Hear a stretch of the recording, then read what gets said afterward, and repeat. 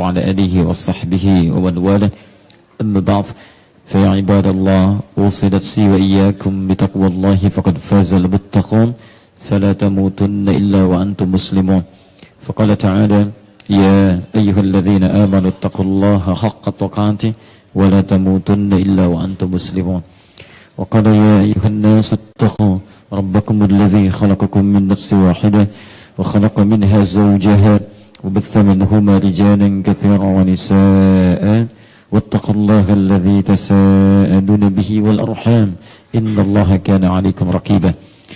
Saudara-saudariku dan pemirsa Akhir TV dimanapun Anda berada, alhamdulillah kembali kita diberikan kesempatan oleh Allah Subhanahu wa taala bisa menjalani sebagian dari aktivitas kehidupan kita.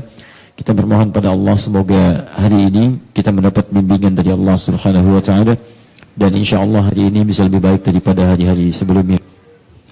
Baik, seperti biasa kita akan coba lanjutkan bahasan kita yang khusus hari ini saja ke hari Ahad, karena saya bermohon maaf sepenuhnya ada beberapa kegiatan yang mesti menyesuaikan, terkhusus pasca kunjungan beberapa masyayikh dari Timur Tengah setelah kita mengadakan Hari Al-Quran.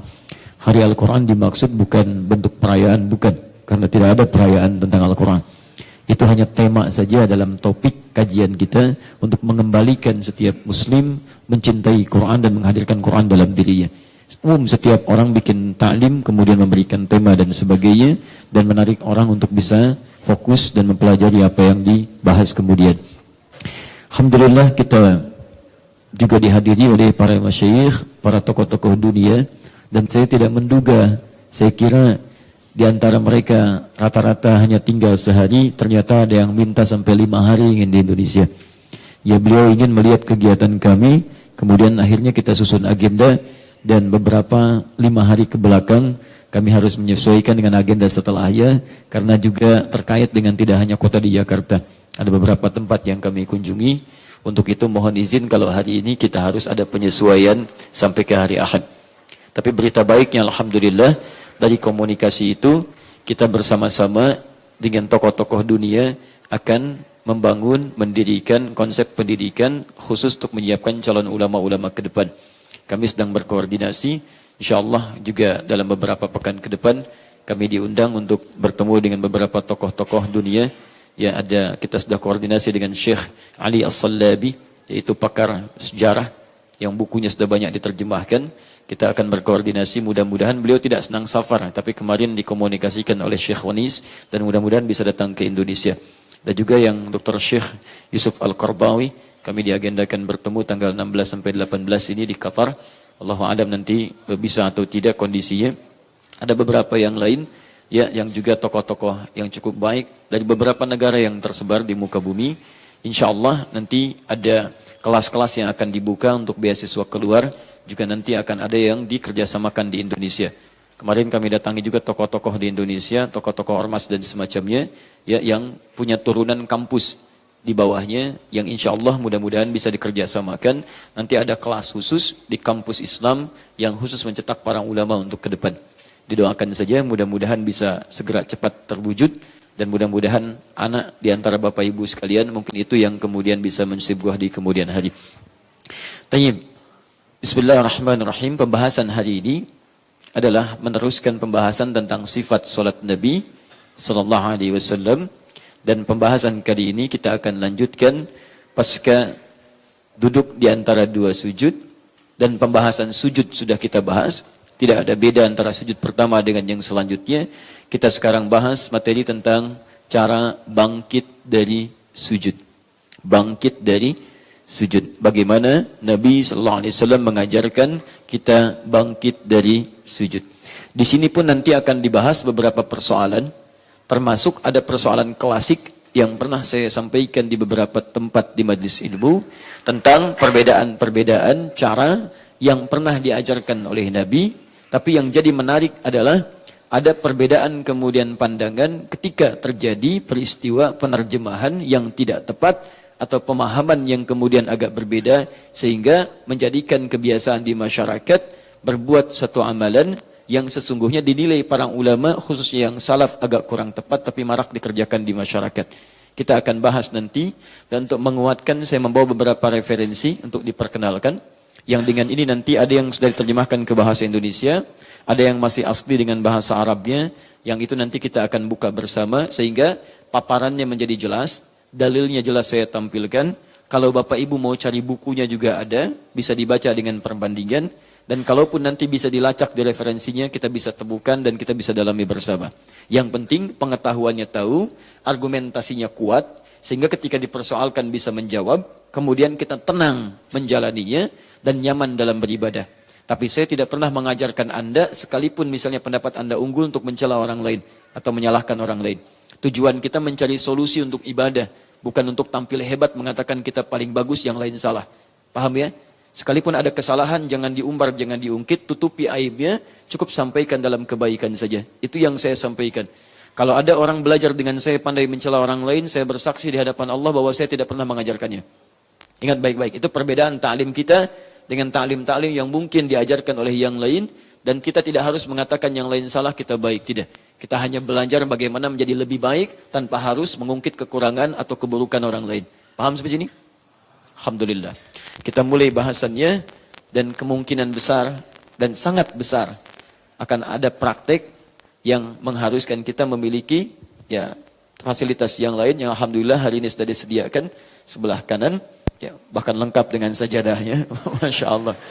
Jadi Mas Boy, mana Mas Boy? Nah, alhamdulillah juga sudah mengambil posisi yang terbaik.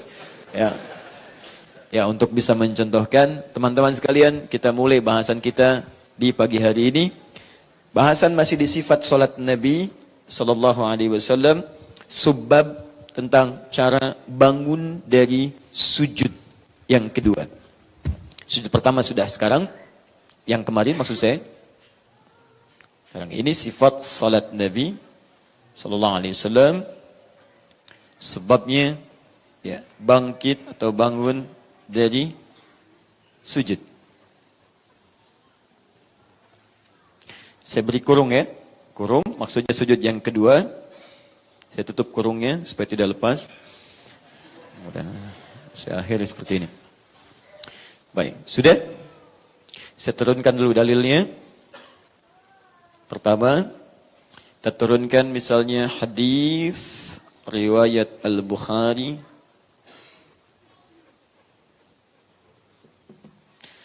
nomor hadis 833 di Kitabul Adzan, bab tentang salat witirnya Nabi sallallahu alaihi wasallam. Riwayatnya sahabat Al-Huwairits radhiyallahu taala anhu. Kita temukan juga di antaranya hadis riwayat Abu Daud. Insyaallah saya sudah cek ini dengan buku-bukunya. Nomor hadis 844. Ini riwayat yang sama. Juga hadis riwayat At-Tirmidzi nomor hadis 827. Kemudian kita turunkan lagi ke sini. Penjelasan ini dinukil oleh Imam Asy-Syafi'i. Maksud saya bukan menukil dari sini ya, karena kalau ini lahirnya belakangan setelah Imam Asy-Syafi'i. Karena Al-Bukhari ikut mazhabnya Asy-Syafi'i. Al-Bukhari itu Asy-Syafi'i. Ingat baik-baik. Imam Al-Bukhari mengikuti mazhab Asy-Syafi'i. Maksud saya hadis ininya, bukan penjelasan dari para rawinya. Baik, dalam kitabnya Al-Um, saya langsung turunkan kitabnya, kitab Al-Um. Ini magnum opusnya Imam Asy-Syafi'i. Juz yang pertama, halaman 116. Kemudian tentang kualitas salat, hadisnya beberapa turunan dari ini nanti akan ada penyesuaian-penyesuaian pendapat dari para ulama, dikomentari nanti oleh Imam An-Nawawi. Saya turunkan kitab An-Nawawi ya. Dalam kitab beliau Al-Majmu'. Ini juga masih versinya mazhab Asy-Syafi'i. Jilid yang pertama, halaman 423. Kemudian kita turunkan lagi ke sini. Ada buku lagi. Sebagian hadis belum saya cantumkan dulu, saya langsung ke sini dulu. Untuk membahas ini, kita turunkan sekarang versi yang lain tentang kitab sifat salatnya Nabi sallallahu alaihi wasallam. Karyanya kita ambil Ibnul Qayyim Al-Jauziyah. Ibnul Qayyim Al-Jauziyah segaris nanti dengan Syekhul Islam Ibnu Taimiyah ke Imam Ahmad bin Hanbal. Jadi supaya objektif kita ya. Syafi'inya ada, Hanbalinya ada, yang lain juga ada. Supaya nanti tidak diduga, oh ini pendapat Syafi'i saja, yang lain tidak. Dan saya tidak menyukai kalau ada seseorang hanya untuk menguatkan madhabnya, dia sampaikan pendapatnya, yang lain tidak dibuka. Atau misalnya, ini dipertahankan tapi yang lain disalahkan. Anda tidak ada masalah kalau Anda ikut jalur yang ini. Tapi tidak harus dan mencela orang lain atau menyalahkan orang ketika dia memilih dalil yang lain. Yang kerangka dua-duanya benar. Kalau salah satu salah, bolehlah kemudian kita tinggalkan. Jelas ya? Sehingga kita lebih objektif dalam menunaikan ibadah. Ini sifat salat Nabi karya Syekh Ibnul Qayyim Al-Jauziyah. Halaman 70, paling kiri di pertengahan di kitabnya, sudah saya baca. Ini ya, sudah ada terjemah bahasa Indonesianya. Saya bawakan nanti untuk dicek, disesuaikan. Kemudian yang ini saya maksudkan ke generasi setelahnya, ya, kitab sifat salat Nabi lagi, sifat salat Nabi. Jadi ini yang pertama menulis. Kemudian yang kedua lagi, ini yang cukup populer kitabnya, karangan Syekh Muhammad Nasiruddin Al-Albani. Syekh Al-Albani. Ini sangat populer sekali kitabnya. Ya. Bahkan ini banyak sekali ikhtisar, ringkasan-ringkasannya yang diterjemahkan oleh juga beberapa orang-orang berbeda. Dan saya rekomendasikan yang terbitan Gema Insani Press ya. Cukup lengkap. Saya bawa bukunya sekarang. Ya, untuk nanti ditunjukkan antara yang ini dengan yang ini seperti apa gambarannya, karena saya menginginkan kita bisa maksimal dalam mempelajarinya. Ya, dari halaman 522 paling kiri sebelah bawah sampai 529 paling kanan sebelah pertengahan. Kita ambil. Nah, nanti ini untuk yang selanjutnya. Untuk yang ini maksud saya. Yang ini setelah Syekh Al-Albani ada kemudian masih ini di mazhab Hambali, saya ambil lagi kitabnya Syekh Ibnu Salih Al-Utsaimin, Syekh Utsaimin. Beliau juga punya kitab, sebetulnya ini kitab Zadul Mustaqni, ya, jadi ringkasan dari kitab Al-Muqni, cuman diberi judul Sifat Salat Nabi juga. Sifat Salat Nabi sallallahu alaihi wasallam, karya Syekh Utsaimin. Masih dia. Mazhab Hambali, Syekh Utsaimin dengan nama yang sama, Sifat Salat Nabi. Baik, nanti kita tunjukkan di antara referensi yang ada. Satu lagi, karena nanti satu lagi akan terkait dengan kebahasaan. Ingat, sifat-sifat bahasa yang akan menggali kedalaman bahasanya. Saya hadirkan kamus langsung jadi referensi para ulama terkait dengan bahasa sekaligus dengan nilai fikihnya. Nama kitabnya Al-Misbah Al-Munir. Ya, Misbahul Munir. Ini sangat bagus, karya Syekh Al-Fayyumi. Ya, antum bisa ambil ini. Jadi nanti yang paling tinggi ada Ibnu Manzur dengan Lisanul Arab. Ini cukup banyak detil.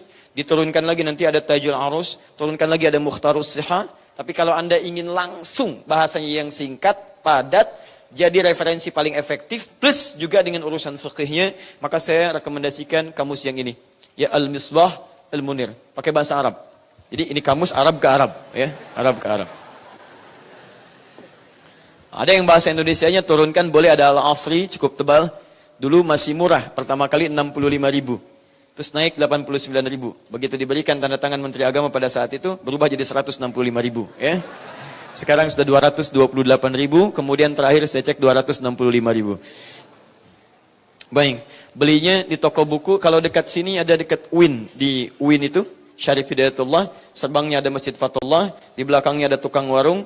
Di tukang warung itu suami istri yang punya, kemudian dia geser sebelah kirinya lagi, ada toko kitab di situ.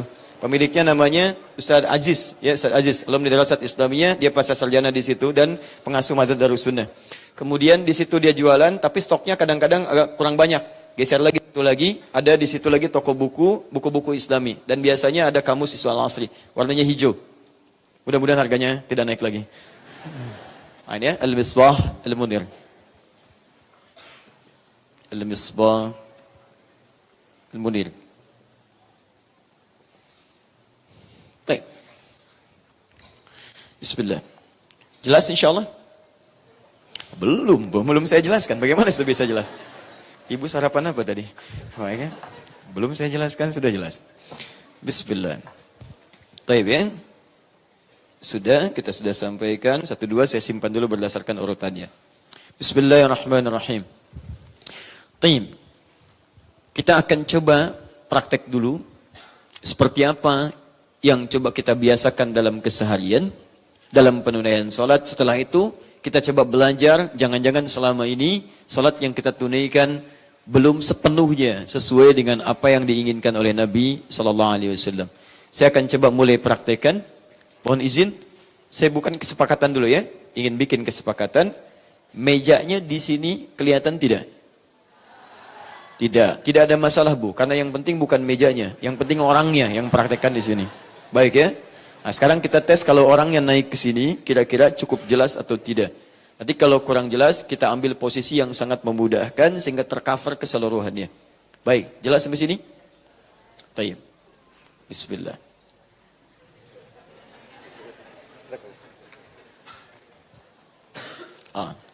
Kita coba naik dulu ya. Bismillah. Baik. Sudah? Mohon izin sebentar. Ibu kelihatan? Baik. Kelihatan? Kelihatan. Ikhwan, teman-teman kelihatan? Yang dari sana kelihatan? InsyaAllah ya, karena ada layar dimaksudkan. Baik, kalau sudah dirasakan kelihatan seluruhnya, maka saya kira cukup di sini, tidak harus mengangkat dan memindahkan mejanya. Sepakat? Baik, sekarang dalam posisi sholat, Mas, menghadap ke sini dulu aja. Tahan ya, karena beliau tidak mungkin harus membuat posisi yang semuanya mesti akan kelihatan. Kalau digeser, ini terlihat, ini tidak terlihat. Geser ini terlihat, ini tidak terlihat. Ya? Nanti kita menyesuaikan saja. Nanti saya berikan penjelasan, di situ akan memudahkan. Sekarang berdiri Mas. Tenang ya, insya Allah. Nah ini udah nggak bisa digoyang. Bismillah. Kelihatan sekarang semua?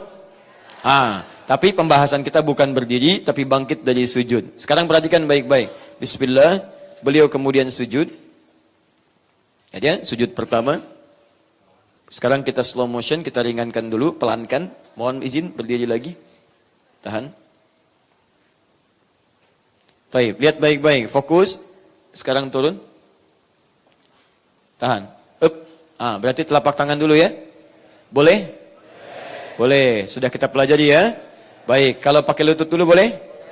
Boleh. Sekarang turun pakai lutut. Begini. Sah? Baik, telapak tangan boleh, lutut boleh. Yang tidak boleh pakai apa? Kepala duluan. Bisa dicontohkan? Bisa, silakan. Oh tidak. Alhamdulillah. Karena tidak boleh, berarti contohnya pun tidak mungkin dilakukan. Baik. Sekarang sujud. Dah, fokus baik-baik. 7 anggota masih ingat? 1 apa? Kening. Yang kedua?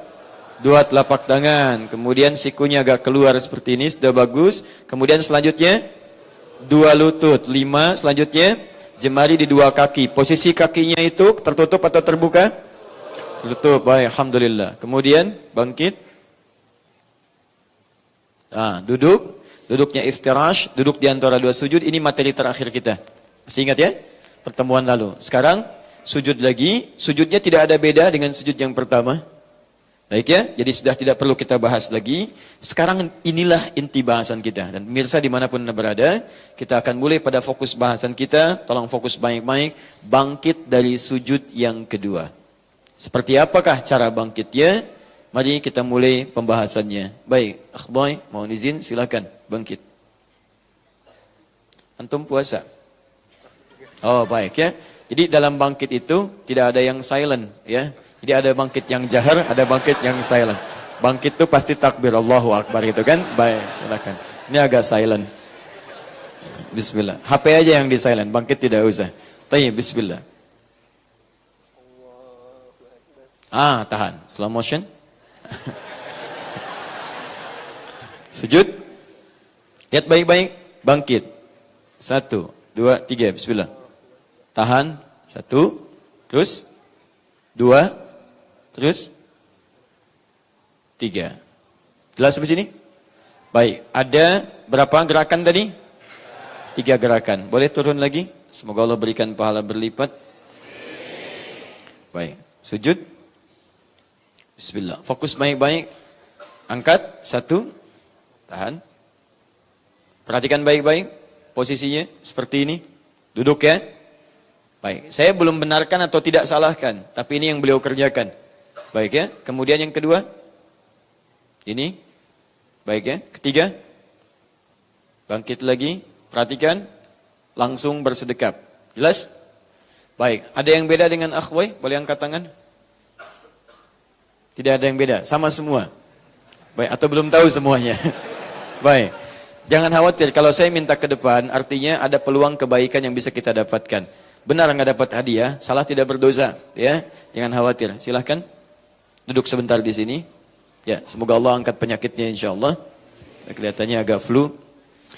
Yang pertama, teman-teman sekalian, mari kita lihat dalam hadis riwayat Al-Bukhari nomor hadis 833, juga dalam hadis riwayat Abu Daud nomor hadis 844, juga At-Tirmidzi nomor hadis 827 dan beberapa turunan yang lainnya, kita lihat bahwa Nabi SAW pernah dikisahkan, disampaikan saat menunaikan salat, khususnya saat witir, idza qama, jika beliau berdiri minas sajdati tsaniyati, bangkit maksudnya dari sujud yang kedua, fajalasa, maka beliau duduk terlebih dahulu.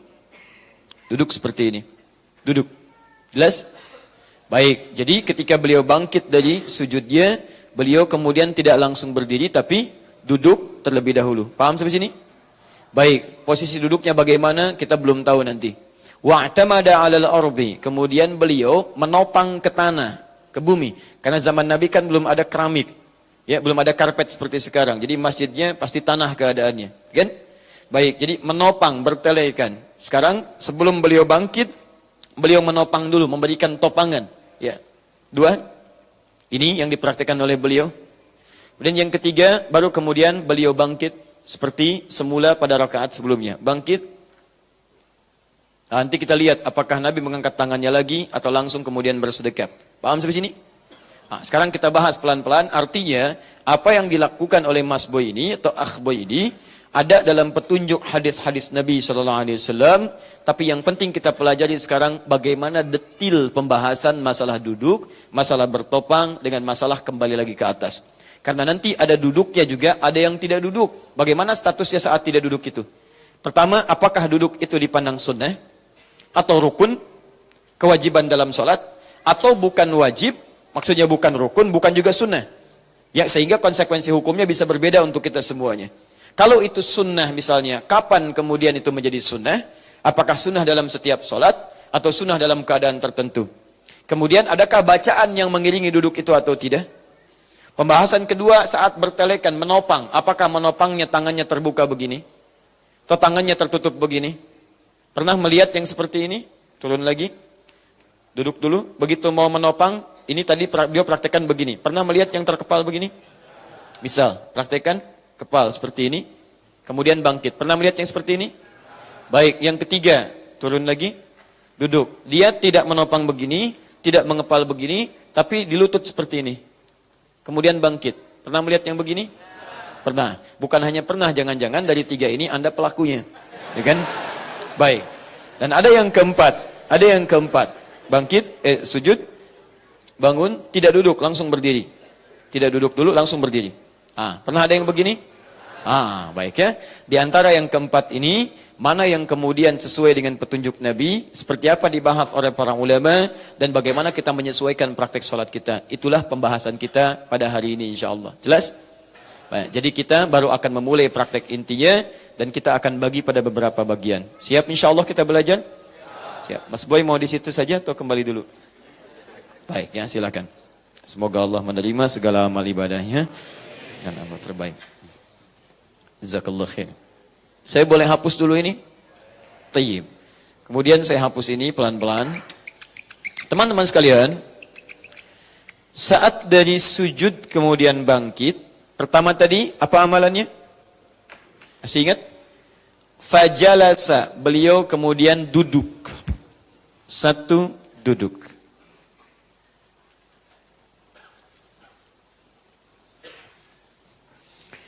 Baik. Kedua apa? Wa'tamada 'alal ardi. Tangannya menopang ke bumi, ke bawah. Menopang dengan telapak tangan. Kita fokuskan pada ini dulu, baru kemudian bangkit dan posisi tangannya nanti kita akan lihat setelah ini. Kita bahas dua ini dulu.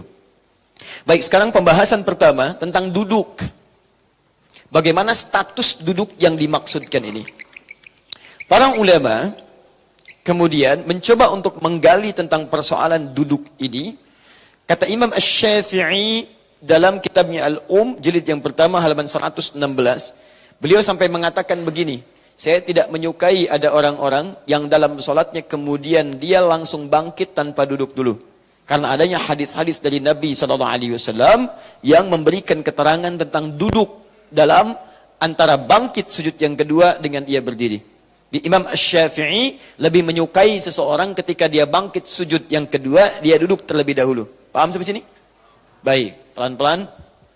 Sekarang pembahasan statusnya belum selesai. Apa status duduk ini? Apakah rukun dalam artian wajib ataukah dia sunnah? Baik, saya tanya dulu, Bapak Ibu sekalian, rukun yang bermakna wajib atau sunnah? Baik, rukun atau wajib? Tidak ada wallahu alam, cuma dua pilihannya ya. Kalau bukan rukun atau sunnah. Baik ya, yang rukun angkat tangan. Yang rukun, sedang tidak rukun nih, angkat tangan. Baik, rukun baik. Yang sunnah? Lihat baik-baik sini. Kalau rukun, konsekuensinya wajib dilakukan. Kalau tidak dikerjakan, berarti sholat dia batal. Dia mesti mengulang. Ingat baik-baik ya. Yang kedua, kalaupun rukun, mesti bersanding dengan bacaan. Karena setiap ada yang dikerjakan rukun itu bersanding dengan bacaan. Misal, ketika Anda takbir, rukun bukan? Rukun, ada bacaannya. Ada apa bacaannya? Allahu Akbar. Baik, ketika Anda rukun bukan? Rukun, ada bacaan. Ada, ketika Anda sujud, rukun bukan? Rukun, ada bacaan. Ada, umumnya setiap rukun akan bersanding dengan bacaan dan berkonsekuensi dia wajib dikerjakan, ditinggalkan batal salatnya. Paham? Baik. Yang kedua sunnah. Sunnah tidak mencapai derajat wajib. Artinya saat dia mengerjakannya, teman-teman sekalian, dia berpahala. Cuman saat dia tidak mengerjakan karena alasan tertentu yang dibenarkan, itu dia tidak berdosa. Ibadahnya tetap tidak batal. Tidak batal, cuma tidak memperoleh pahala yang dijanjikan. Atau tidak mendapatkan potensi pahala yang dijanjikan. Salat tidak batal, cuman pahala tidak dapat. Jelas sampai sini? Pilih mana? Batal tidak dapat pahala, atau tidak batal dapat pahala? Tidak ada yang kedua. Ya kalau sudah tidak batal, tidak dikerjakan, nggak akan ada pahala. Ya awas, ingat baik-baik. Ketika Anda tidak mengerjakannya, pahala tidak dapat, cuman sholat tidak batal. Paham? Baik, misal, contoh. Ada misalnya sunnah untuk bersedekap seperti ini. Ada yang irsal, ada yang bersedekap. Ketika Anda bersedekap seperti ini misalnya, itu mengikuti sunnah Nabi, ada pahalanya. Pahala ada. Anda seperti ini pun ada yang irsal. Ada. Baik, nah alih-alih Anda misalnya berseperti ini, padahal bisa seperti ini misalnya, Anda memilih seperti ini, maka Anda kehilangan momentum dari yang bersedekap seperti ini. Paham ya? Pahala untuk bersedekap tidak Anda dapatkan. Tapi Anda mendapat kemuliaan misalnya mengikuti yang kedua seperti ini. Ada yang lebih jelas, misal bismillah, bismillahirrahmanirrahim. Tayyib. Ada yang memilih langsung alhamdulillah, tidak ada masalah karena riwayatnya ada. Anda tidak baca bismillah pun dalam Al-Fatihah, misal dalam salat langsung alhamdulillahirabbil alamin. Salat Anda enggak batal. Enggak ada masalah di sini. Ada hadisnya. Tapi kalau Anda bacakan misalnya bismillahirrahmanirrahim, ada peluang pahala Anda dapatkan di situ. Paham di sini? Nah, fikih Asy-Syafi'i di antara ciri khasnya adalah kalau ada peluang pahala bisa saya dapatkan, kenapa saya tinggalkan? Jelas ya? Itulah pandangan Imam Asy-Syafi'i. Makanya beliau memilih saat bismillah salah satu contohnya dengan jahar.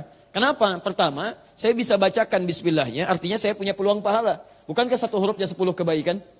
Bismillahirrahmanirrahim, 19 huruf, 190 kebaikan saya dapatkan. Kalau saya nggak bacakan, memang sholat saya nggak batal, cuman saya kehilangan pahala, sayang. Baik, Imam Syafi'i kenapa tidak disirkan? Kata Imam Syafi'i, saya pilih jaharkan, sebab kalau saya jaharkan, yang lain dengar. Bukankah mendengar Quran di situ ada kebaikan juga? Quran surah ke-8 ayat kedua. Innamal mu'minuna alladzina idza dzukirallahu wajilat qulubuhum wa idza tuliyat 'alaihim ayatuhu zadatuhum imana wa 'ala rabbihim yatawakkalun. Orang beriman itu kalau disebut nama Allah ada getaran dalam jiwanya. Dan kalau dibacakan ayat Quran ada sentuhan pada dirinya, meningkat imannya dan semakin dekat dengan Allah. Daripada nggak saya keraskan, mendingan sekalian saya keraskan. Pahala saya dapat, orang lain bisa dengar dan ada kebaikan di situ. Itu satu contoh pendekatan fikih Syafi'i. Saya tidak mengatakan Anda mesti ambil yang ini, bukan. Saya menjelaskan begini karakteristiknya.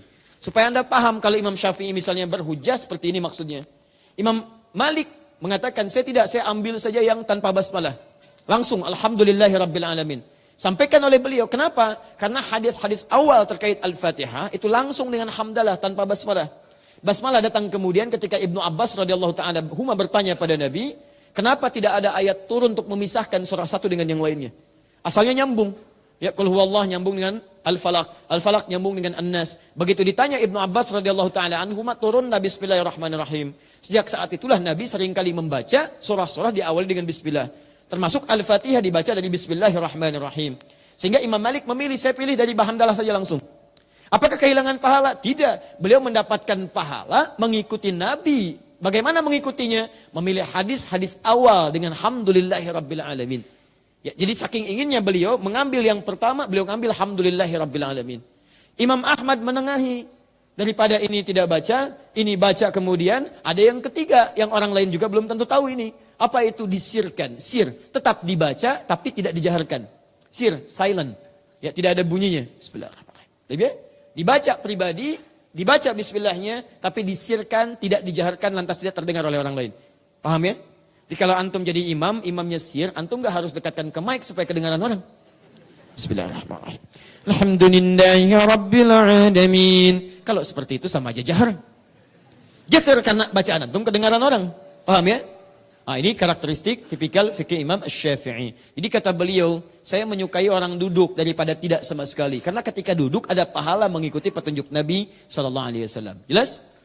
Nah, sekarang pertanyaannya, apakah ini bagian dari wajib, rukun atau sunnah? Kalau wajib jelas ditolak oleh para ulama, ini bukan dari bagian rukun ataupun kewajiban. Jelas? Baik. Disepakati oleh para ulama, ini hukumnya sekalipun dikerjakan masuk dalam hukum sunnah. Berpahala jika dikerjakan, tapi tidak melahirkan dosa dan tidak membatalkan sholat kalau tak mampu mengerjakannya. Jelas sampai sini?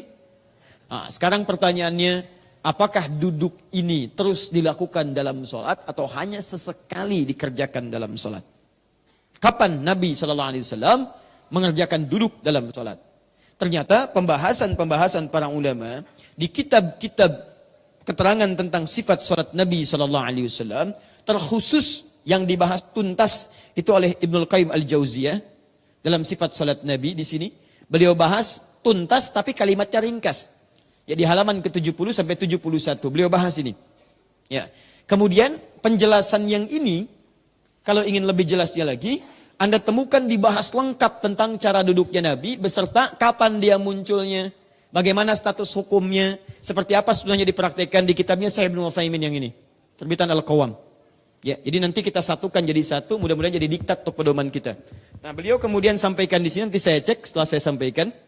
Kesimpulannya, fokus di awal-awal masa Nabi SAW menunaikan salat, baik, beliau tidak nampak kemudian mengambil posisi duduk, bangkit dari sujud. Jadi tidak mengambil posisi duduk. Jadi beliau sujud, kemudian bangkit, langsung bangkit, tidak duduk, sujud terlebih dahulu. Tidak duduk terlebih dahulu. Paham? Contoh. Mas Boy. Masya Allah, silakan. Tadi beliau sedang mencatat ya, jadi saya minta dulu, mudah-mudahan nanti nyambung. Jadi beliau praktek, beliau mencatat. Catatannya dibukukan, jadilah catatan. Nah, Mas Boy. Mas bukannya lain. Dah ya, lihat sini, sujud. Sekarang pertama di awal-awal masa-masa kenabian SAW diperintahkan untuk salat. Terdapat riwayat-riwayat bahwa Nabi SAW itu jarang ditemukan beliau duduk. Jadi begitu bangkit, silakan. Tidak duduk tapi langsung naik. Paham? Seperti ini. Jelas? Sesekali, ingat sesekali ditemukan Nabi SAW khususnya seringkali terlihat pada tahun ke-9 Hijrah. 9 Hijrah. Berapa usia Nabi? Mas Boy? Sedang sholat, tidak usah menjawab. Baik, Nabi diangkat jadi Rasul usia berapa? 40 tahun. Hijrah ke Madinah usia berapa? Nabi kan di Mekah 13 tahun, kan? Plus 13. Baik ya. Usia berapa tahun? 53 tahun. Tambah 9? 62 tahun. Nabi wafat usia berapa tahun? Kurang lebih 63 tahun ke 10 hijrah. Berarti setahun sebelum wafat. Pertanyaan saya, usia Nabi sudah sepuh atau belum? Sudah sepuh. Baik. Salatnya berdiri atau duduk? Jangan mengarang. Jangan mengarang. Kalau tidak tahu katakan apa? Wallahu a'lam. Baik, setahun sebelum Nabi wafat, kebanyakan Nabi SAW menunaikan sholat, itu sering sekali beliau duduk. Bahkan sholat malamnya sering duduk. Karena ayat yang dibaca panjang, tidak punya kemampuan terlampau lama beliau untuk berdiri. Saking inginnya tahajud, tapi sulit menyeimbangkan antara fisik dengan bacaan yang panjang itu. Kan sering saya katakan, Nabi kadang seringkali satu rakaatnya 5 juz 4 halaman. Baik ya, panjang berdiri, tidak punya kemampuan seperti biasa awalnya, maka beliau sering kali duduk. Artinya fisiknya sudah mulai ada penurunan. Sebelum ini kadang duduk, tapi dalam keadaan-keadaan tertentu. Tidak setiap kali beliau bangkit kemudian beliau duduk. Artinya duduk yang dimaksudkan, silakan sujud. Kemudian bangkit, duduk dulu. Duduk semacam ini untuk kemudian bangkit lagi. Dilihat oleh para ulama hadis, posisi Nabi SAW saat duduk ini terlihat tidak sepenuhnya rutin dalam setiap sholat. Sesekali beliau kemudian duduk. Dianalisislah kemudian kapan sesekali itu. Yang seringnya terjadi kemudian di akhir tahun sebelum wafatnya Nabi. Khususnya tahun ke-9 hijrah. Diamati. Ternyata Nabi bangkit itu dalam kondisi-kondisi ingin mengambil tenaga kembali. Rehat sejenak dalam artian mengumpulkan tenaga supaya bisa bangkit kembali. Dalam bahasa Arab, duduk untuk sejenak misalnya, sejenak rehat untuk mengambil kekuatan, untuk bangkit kembali, atau melakukan aktivitas lagi, itu disebut istirahat. Rahah itu istirahat, ista itu minta supaya sejenak bisa mengambil kekuatan kembali. Ada rehat, ada istirahat. Rehat itu mendapatkan santai tenang, istirahat pakai ista, menuntut keadaan supaya bisa mendapatkan ketenangan dulu, punya kekuatan lagi. Anda kerja, tiba-tiba sampai pada tahap-tahap yang agak lemah, kan istirahat dulu. Supaya recovery lagi, dan ada kekuatan lagi. Maka dibuatlah dalam bahasa Indonesia, diserap dari bahasa Arab, istirahat. Maka duduk semacam ini diperkenalkan oleh para ulama dengan bahasa jilsatur raha atau jilsah istirahat. Duduk istirahat. Kalimat istirahat inilah kemudian yang dipahami oleh para ulama, baik ahli hadis dengan ahli fiqih, dengan dua pendapat utama. Satu, ada yang berpendapat bahwa kesunahan ini berlaku sesuai dengan kondisi. Artinya kalau kondisi Anda memang menuntut untuk bisa rehat sejenak pada saat itu, tidak langsung bangkit, bisa. Kalau bangkit dari sujud, Anda terlampau misalnya, gerakan cepat terlalu capek. Atau kondisinya misalnya menyulitkan. Dari mulai sujud tiba-tiba langsung bangkit, menyulitkan bagi Anda. Maka berlaku kesunahan ini, sunnah hukumnya dan berpahala ketika Anda duduk. Paham? Tapi kondisi sebaliknya, jika memang memungkinkan Anda dari sujud langsung bangkit, tidak harus duduk, maka yang dimaksud sunnahnya adalah bangkit, tidak harus duduk di sini. Ini kata pendapat yang pertama. Paham?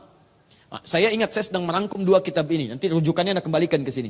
Ingat, kalau saya sedang bahas sesuatu secara menyeluruh, Anda simpan dulu kebiasaan Anda, supaya nanti kita bahas ini, setelah itu kita keluarkan kebiasaan Anda sesuai dengan argumentasi dalilnya. Paham? Baik. Dua, ada pendapat kedua mengatakan, sepanjang Nabi mempraktekkan untuk duduk itu, jangan dilihat antara butuh tidaknya. Yang penting duduk itu dikerjakan oleh Nabi. Artinya posisi duduk itu, mau dalam keadaan kita perlu untuk duduk dulu, atau kita merasa kuat dalam bersemangat, tidak ada masalah. Karena Nabi pernah praktekkan keadaan duduk itu. Dan Nabi pernah tunjukkan pada satu kaum di tahun 9 Hijrah, kata Nabi memberikan contoh pada mereka, lakukan seperti ini, duduk dulu. Dan tidak semua orang yang hadir pada saat itu memiliki fisik kondisi seperti Nabi. Artinya dia butuh istirahat, ada yang semangat, ada yang kuat. Ini menunjukkan kata pendapat yang kedua, tidak ada masalah. Duduk itu sangat dianjurkan, sunnah di situ, baik dalam keadaan Anda misal sedang butuh tenaga, atau bahkan sedang kuat semangat, maka dianjurkan duduk terlebih dahulu sebagai contoh dari Nabi SAW. Paham seperti ini? Baik, kira-kira pendapat 1 dan 2, mana yang benar? Yang cenderung 1 angkat tangan. Cenderung 2 angkat tangan. Alhamdulillah. Yang dua-duanya? Masya Allah. Yang benar adalah dua-duanya. Yang salah?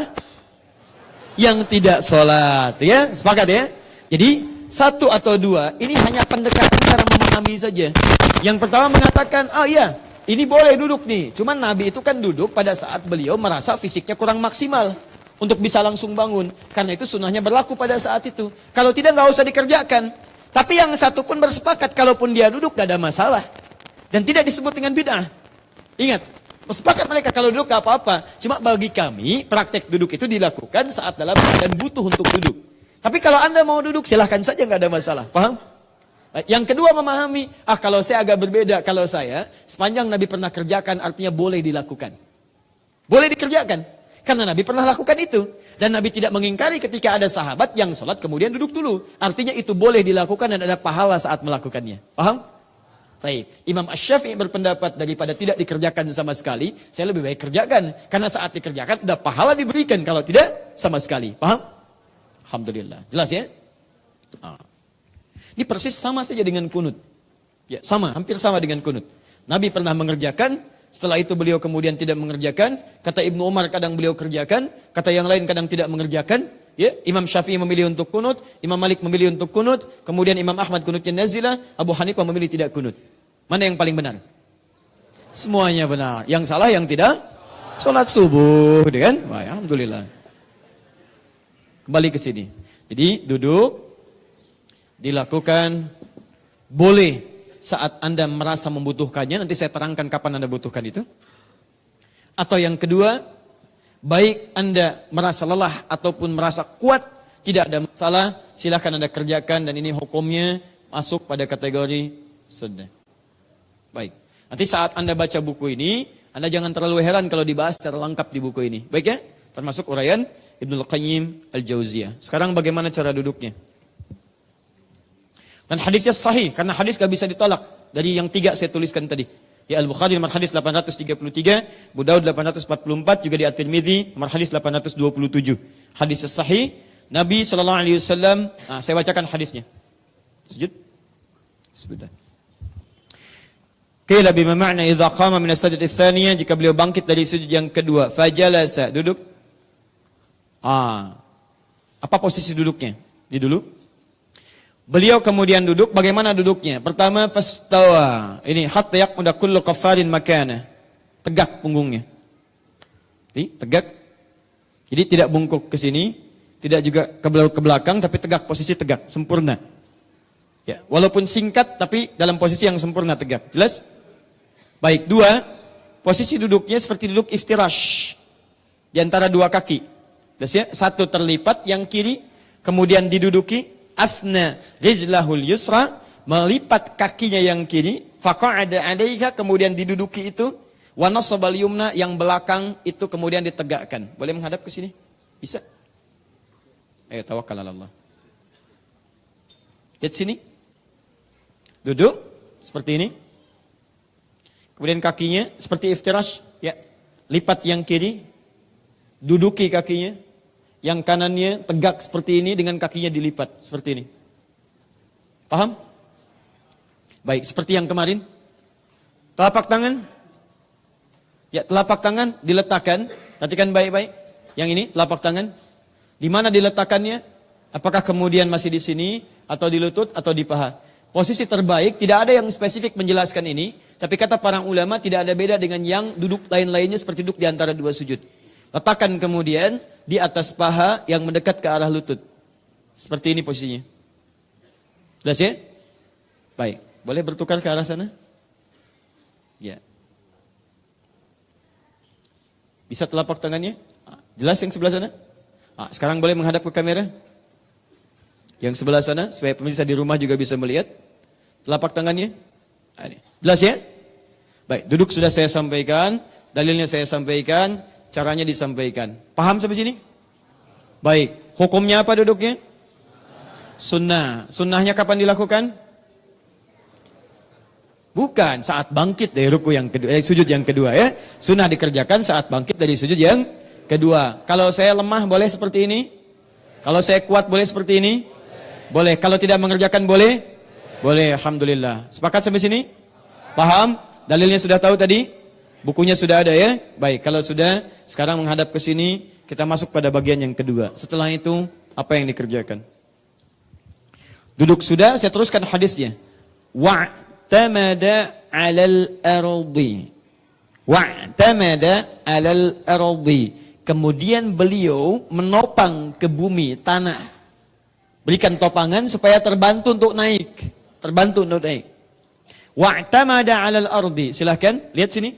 Kedua ini. Ya. Jadi Anda buka cara pertama begini, telapaknya, tangan. Tekan kemudian.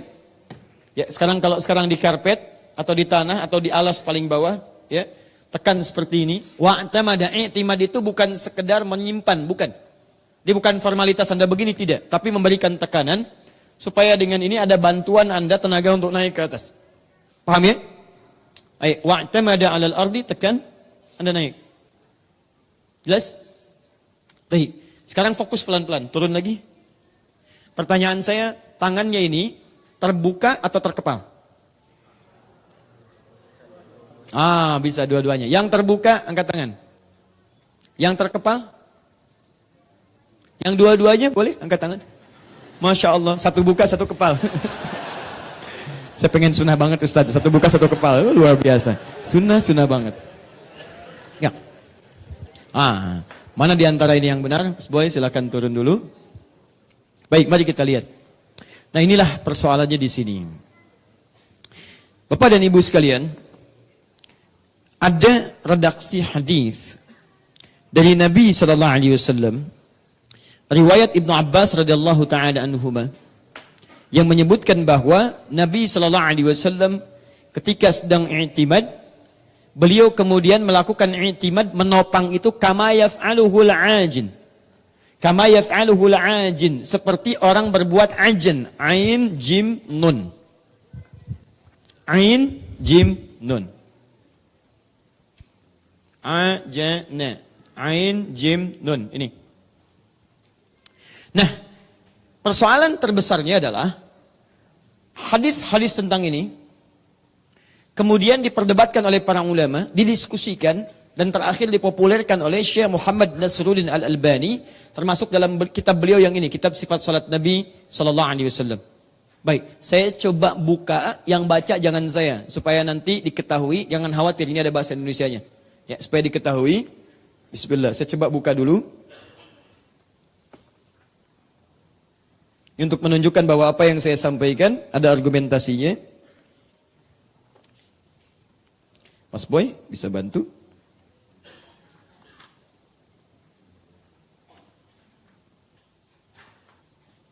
Dapat ini. Baik, silahkan dibacakan dari halaman 413 yang ini. Ya, yang ini ya. Tolong dibacakan. Baca Arabnya dulu, ada harokatnya. Bismillahirrahmanirrahim. Wa kana ya'junu fi sholati ya tamidu ala yadaihi iza qala. Taib ya. Baca terjemahannya. Nabi SAW bertumpu pada kedua tangannya jika berdiri ke rakaat berikutnya. Oke. Ada ya? Di bukunya ada, halaman berapa? Halaman 413. Bukunya ada ya? Baik. Ini termasuk kitab yang paling lengkap, yang menerangkan kitab sifat salat Nabi, yang diterjemahkan menurut saya ini cukup bagus terjemahannya. Baik. Lihat baik-baik kalimat beliau. Wa kana ya'junu fis shalah. Adalah Nabi sallallahu alaihi wasallam bertumpu dalam salatnya menggunakan kalimat ajana, ya'junu, ajn. Nanti saya jelaskan apa itu ajn. Baik ya?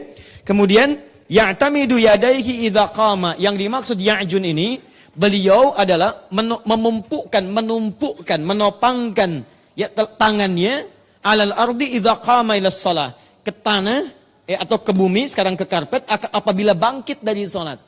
Nah, kalimat beliau ini, beliau tidak menyebutkan pertama diterjemahkan dengan kata kepalan. Tidak menyebutkan juga diterjemahkan dengan kalimat-kalimat terbuka begini. Di kalimat bahasa Arabnya tidak spesifik beliau jelaskan apakah kalimat ya'tamid, ya'jun ini begini atau begini. Tidak dijelaskan. Tapi nanti ada ringkasan dari kitab ini, diringkas ya, jadi ringkasan tuntunan salat Nabi yang diterjemahkan oleh seorang bernama Abul Hasan As-Sidawi, terbitan As-Safa, halaman 196. Diterjemahkanlah dalam tuntunan itu dengan cara mengepal seperti ini. Kepalan. Jadi dalam kitabnya diterjemahkan hanya sekedar bertumpuk pada bumi, tapi tidak dijelaskan apakah mengepal ataukah seperti ini. Nah, dalam terjemahan yang singkatnya, ringkasan bukan kitab aslinya, ringkasan dari penerjemahan itu diterjemahkan dalam bentuk mengepal seperti ini. Nah, disinilah muncul persoalan. Persoalan pertama, teman-teman sekalian, satu, Imam Asy-Syafi'i menyampaikan dalam kitabnya jilid pertama halaman 116, perhatikan baik-baik. Satu, tidak ditemukan dalam referensi salaf. Saya tanya pada Anda, kalau Imam Asy-Syafi'i itu salaf atau khalaf? Salaf. Beliau lahir tahun berapa? 150 Hijrah. Abu Hanifah wafat, beliau lahir. Sedangkan generasi salaf itu dibatasi sampai abad kedua Hijrah, 200 Hijrah. Jadi kalau 200 Hijrah itu masuk kategori salaf. Imam Syafi'i lahir tahun berapa? 150. Berarti salaf bukan? Salaf, karena masih di bawah 200 Hijrah. Baik, Imam Al-Bukhari salaf bukan? Bukan, jangan ngarang. Beliau lahir di atas tahun 200 Hijrah. Kalau saya salaf bukan? Bukan, saya khalaf. Khalaf itu generasi belakangan. Yang lahir di atas 200 Hijrah. Khalaf, ya. Saya 1984. Hijriahnya 1400 sekian. Berarti saya, mohon maaf, bukan kategori generasi salaf. Saya itu apa? Khalaf, bukan juga khalaf, saya itu khalaf banget. Ya, jauh, mendekat kekinian. Cuman saya mengikuti generasi-generasi dulu. Ketika saya ikut bagaimana cara ibadah orang dulu, maka ditambah ya di ujungnya. Salafi. Setiap yang ikut orang dulu disebut salafi. Nabi orang dulu bukan? Orang dulu, sahabat orang dulu bukan? Orang dulu, tabi'in orang dulu bukan? Orang dulu, antum ikut Nabi tidak? Ikut sahabat tidak? Ikut tabi'in tidak? Ikut, berarti kita salafi. Di salafi itu artinya bukan kelompok, bukan golongan. Saya salafi, kamu bukan. Kamu apa? Kamu tengiri. Masya Allah. Udah, jelas ya? Nah, kata Imam Asy-Syafi'i, saya tidak temukan kebiasaan orang-orang salaf. Ingat, karena beliau salaf, artinya beliau tahu di lingkungannya. Saya tidak temukan kebiasaan orang-orang salaf yang bangkit dari sujud keduanya, duduk kemudian beriktimad dengan cara mengepal. Kata beliau, yang saya temukan seluruhnya terbuka seperti ini.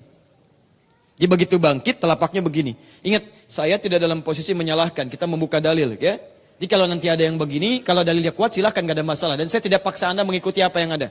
Lihat sini, satu.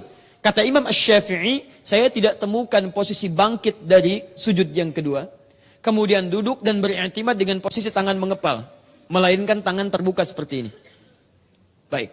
Adapun hadis yang kemudian dipahami dengan ajin mengepal seperti ini, dijelaskanlah kemudian dari Imam An-Nawawi di Al-Majmu' nomor halaman 423 jilid pertama, termasuk Ibnu Shalah juga menilai hadis itu, termasuk beberapa ilmu hadis yang lain dan para pakar hadis yang lain mengatakan sangat lemah pemahaman.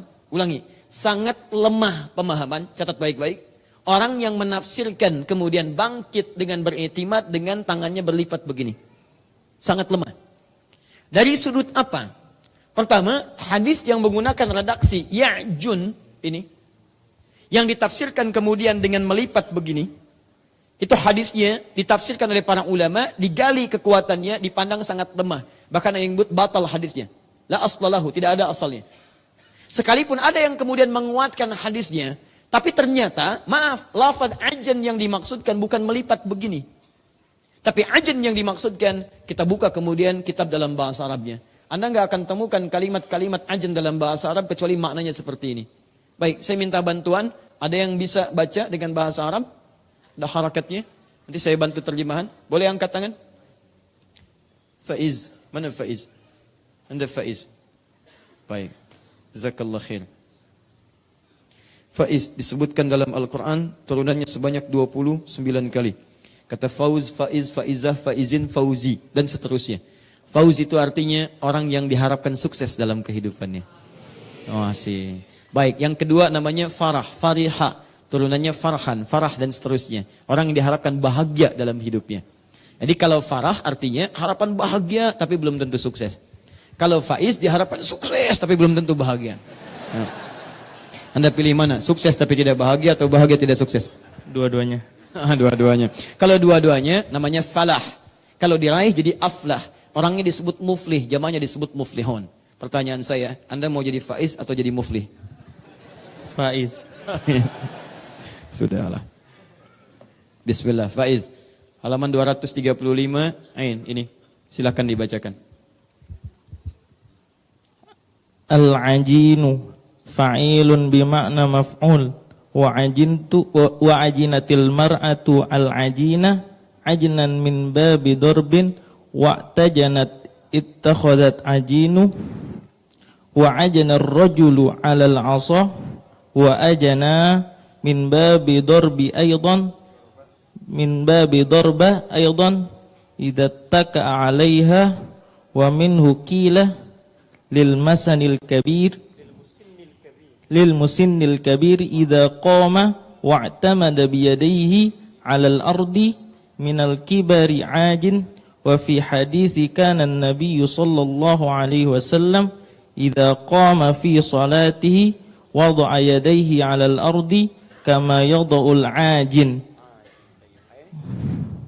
qala fi at-tadhhibi wa jama'a al-'ajin ajana wa jam'ul 'ajin ajana bi dhammataini wa huwa alladhi asanna ujunu bi dhammataini wa huwa alladhi asanna. Terdengar tadi? Bisa dipahami? Baik. Mau terjemahkan? Jazakallah khair. Alhamdulillah. Baik, sekarang lihat apa makna ajana.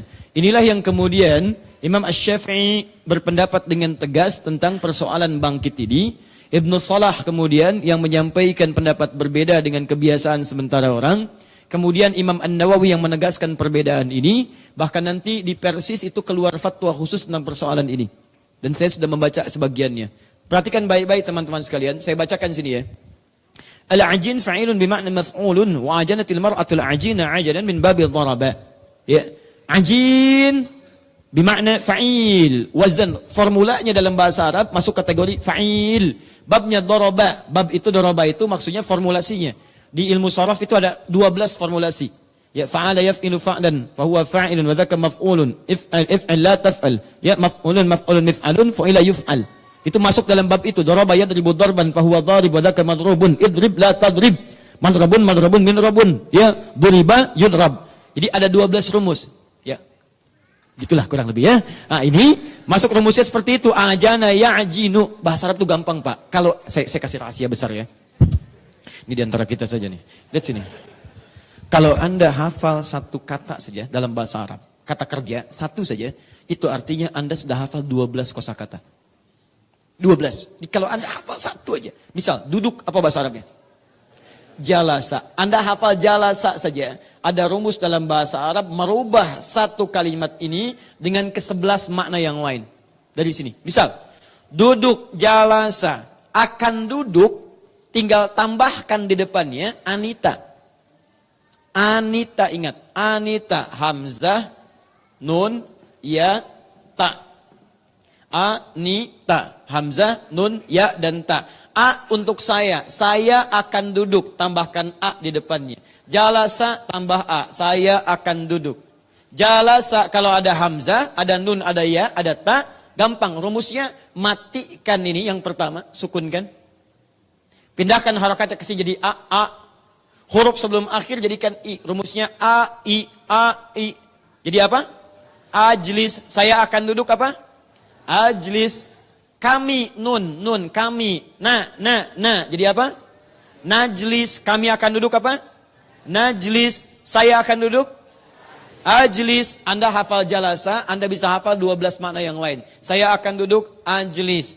Orang yang duduk, jalis. Tempat duduk, majlis. Duduklah, ijlis. Didudukan, julisa. Akan didudukan, yujlas.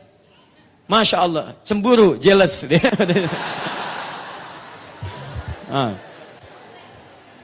Masya Allah. Tayyib. Teruskan, ini baru baca kita bahasa Arab itu luar biasa ya. Anda tidak mudah itu. Nah, sekarang lihat sini. Bismillah. Nah, wa minhu idza taka 'alaika wa minhu qila lil musinnil kabir. Jadi yang dimaksud dengan ajana itu adalah seseorang yang bersandar kuat Atau disebutkan juga bagi seseorang yang sudah punya usia yang cukup sepuh, yang tidak punya tenaga kuat untuk bangkit. Makanya dikatakan pada seseorang ketika dia akan bangkit dari duduk, bagi seseorang yang sudah sepuh, kata beliau, maka disebutkan ajana rajul, dikatakan ajana seorang rajul, seorang lelaki yang sudah sepuh, artinya dia menopang dengan kuat supaya bisa bangkit ngambil tenaga. Sekarang saya ambil contoh begini, kembali ke sini mas. Bisa? Beliau sudah sepuh nih. Bisa saja. Usianya misalnya sudah 90 tahun misalnya kan. Baik, 2 jam lagi mau meninggal bisa. Bisa saja. Nah, sekarang mau bangkit nih. Kalau sudah sepuh, persoalan paling utama apa yang jadi masalah? Lutut gitu kan. Nah, sekarang duduk mau bangkit. Gak usah masalah sholat lah, di luar yang lain saja. Anda duduk normal aja, duduk biasa. Nah, sekarang mau bangkit. Pertanyaan saya, kalau ada orang mau bangkit dalam kondisi sepuh, apakah dia akan menahan dengan tangannya atau tidak? Pasti akan menahan, dia akan bangkit begini. Coba bangkit. Sepuh ya, ingat sepuh. Tuh. Tahan kan? Tahan kan? Pertanyaan saya, mungkin gak ada orang yang ketika dia sudah sepuh akan bangkit dalam duduk, dia menahan tangan untuk bangkit, tangannya terlipat begini? Mustahil. Makanya tidak pernah ada orang Arab mengartikan ajana dengan tangan berlipat. Karena setiap orang sepuh akan bangkit, tangannya akan terbuka begini, pasti akan begini. Paham ya? Pastinya akan begini, tidak akan begini. Silahkan cek, ibu sudah sepuh, ingin bangkit misalnya. Waduh, belum tahu dia, saya dulu sering olahraga, misalnya kan. Mustahil. Mustahil, pasti begini. Pasti tangannya terbuka, dia akan bangkit begini, bismillah. Bangkit. Paham ya? Nah, demikian kalimat ajana dalam bahasa Arab pertama ditafsirkan bagi orang yang sudah sepuh. Kemudian dia akan bangkit, lemah kondisi badannya, maka dia menopang dengan tangannya. Dan tangannya tidak berlipat begini, tapi terbuka seperti ini. 2. Diartikan pula, ajana itu adalah orang yang membuat adonan dengan kuat. Baik, pertanyaannya, kalau membuat adonan itu begini atau begini? Begini kan? Baik, dibuatkan seperti ini ya, adonan. Ya, dibuat seperti ini kan? Baik, tapi dia itu, ketika disebutkan ajana, adonan disebut dengan ajinun. Dia membuat adonan dengan kuat seperti ini, dibuat seperti ini. Ya. Nah, inilah yang jadi persoalan. Ada yang menafsirkan bahwa bertelapak menopang ke tanah itu seperti ini. Yang tangannya berlipat karena mengartikan kata ajin itu seperti membuat adonan yang tangannya berlipat. Kata para ulama hadis, ini salah paham. Yang dimaksudkan tasbih. Tasbih itu penyerupaan kekuatan, bukan dengan cara melipat tangannya. Di orang pembuat adonan melipat adonan itu begini, supaya lebih kuat. Dengan tenaga yang kuat, adonan jadi bagus. Jadi ringan, jadi lunak. Jadi yang diambil tasbihnya, penyerupaannya, bukan tangannya harus berlipat. Tapi artinya apa? Mengambil tenaga dengan melipat seperti ini, sama seperti dia membentangkan tangannya untuk mengambil tenaga dan bangkit dia ke atasnya. Di persoalan terbesarnya adalah, 1. Ada yang memahami tangannya kemudian berlipat seperti ini dengan menggunakan hadis yang ini. Nah, maka oleh para ulama salaf ditolak pemahaman itu. Kata para ulama salaf, yang dimaksudkan itu bukan melipat begini, tapi maksudnya mengeluarkan tenaga untuk mengambil tenaga yang kuat supaya bisa bangkit. Mustahil orang duduk itu bisa bangkit dalam keadaan dia susah sepuh tadi, kecuali tangannya terbentang, bukan tangannya melipat begini. Paham sampai sini? Baik, jadi kalau Anda tanyakan pada saya, ada 2 pendapat di sini. Pendapat yang kemudian terbuka tangannya begini, pendapat yang seperti ini. Tapi kalau Anda tanyakan mana yang paling kuat, kalau saya secara pribadi menilai dari pendapat-pendapat itu, dari buku-buku tadi, termasuk pendapat Syekh Al-Albani, yang diterjemahkan dalam kitabnya yang lengkap seperti ini, itu tidak pernah ada bahasa melipat tangan. Yang ada hanya, kata beliau, bertumpuk di tanah. Tapi beliau tidak menjelaskan apakah seperti ini atau seperti ini. Kenapa tidak dijelaskan? Karena di kitab-kitab yang dulu sudah sangat dipahami. Sangat dipahami, bukan begini, tapi seperti ini. Karena itu tidak perlu dijelaskan lagi. Sesuatu yang sudah dipahami, sudah jelas, maka tidak perlu diberi penjelasan lagi. Semakin banyak dijelaskan, semakin bingung. Paham ya? Maka dari itu, agak aneh kiranya kalau kemudian di masa-masa kini, ada buku-buku menjelaskan tangannya berlipat seperti ini. Padahal kata Imam Asy-Syafi'i, ulama-ulama salaf tidak melakukan seperti itu. Paham ya? Baik. Dan kalau Anda mengatakan saya salafi, tangannya berlipat, itu lebih aneh lagi. Ya, karena ulama salaf melakukannya terbuka seperti ini. Ya, tapi kalau saya tidak menyalahkan, kalau Anda ingin lakukan silahkan, itu pilihan masing-masing. Kalau ingin begini silahkan. Tugas saya menyampaikan pengetahuan, ini asalnya, ini hadisnya, ini turunannya. Baik. Sekarang. Kalau ada seseorang bangkit misalnya, tangannya begini. Benar tidak? Benar. Ada seseorang bangkit, tangannya begini. Benar tidak? Anda nggak usah khawatir. Anda silakan sampaikan. Mau benar, mau tidak, kita ada ukuran. Orang mau bangkit, tangannya begini, benar tidak? Yang begini benar tidak? Yang salah apa? Yang tidak sholat, ingat. Tidak begini pun nggak apa-apa, nggak ada masalah dia bangkit kan? Jadi kalau Anda mau begini, silahkan itu pilihan Anda. Kalau Anda mau begini, itu pilihan Anda. Hadis Anda didasarkan pada hadis-hadis tadi. Jadi Anda harus tahu kenapa Anda begini. Ketika Anda memilih begini, hadisnya yang tadi menggunakan kata ajin. Tapi pemahaman ulama menggunakan kata itu bukan yang begini. Kata para ulama, ajin yang dimaksudkan bukan melipat tangan, tapi bertumpu secara kuat. Paham sampai sini? Nah, tapi kalau Anda ingin paham itu kan perbedaan ulama, Ustaz, itu nggak ada masalah.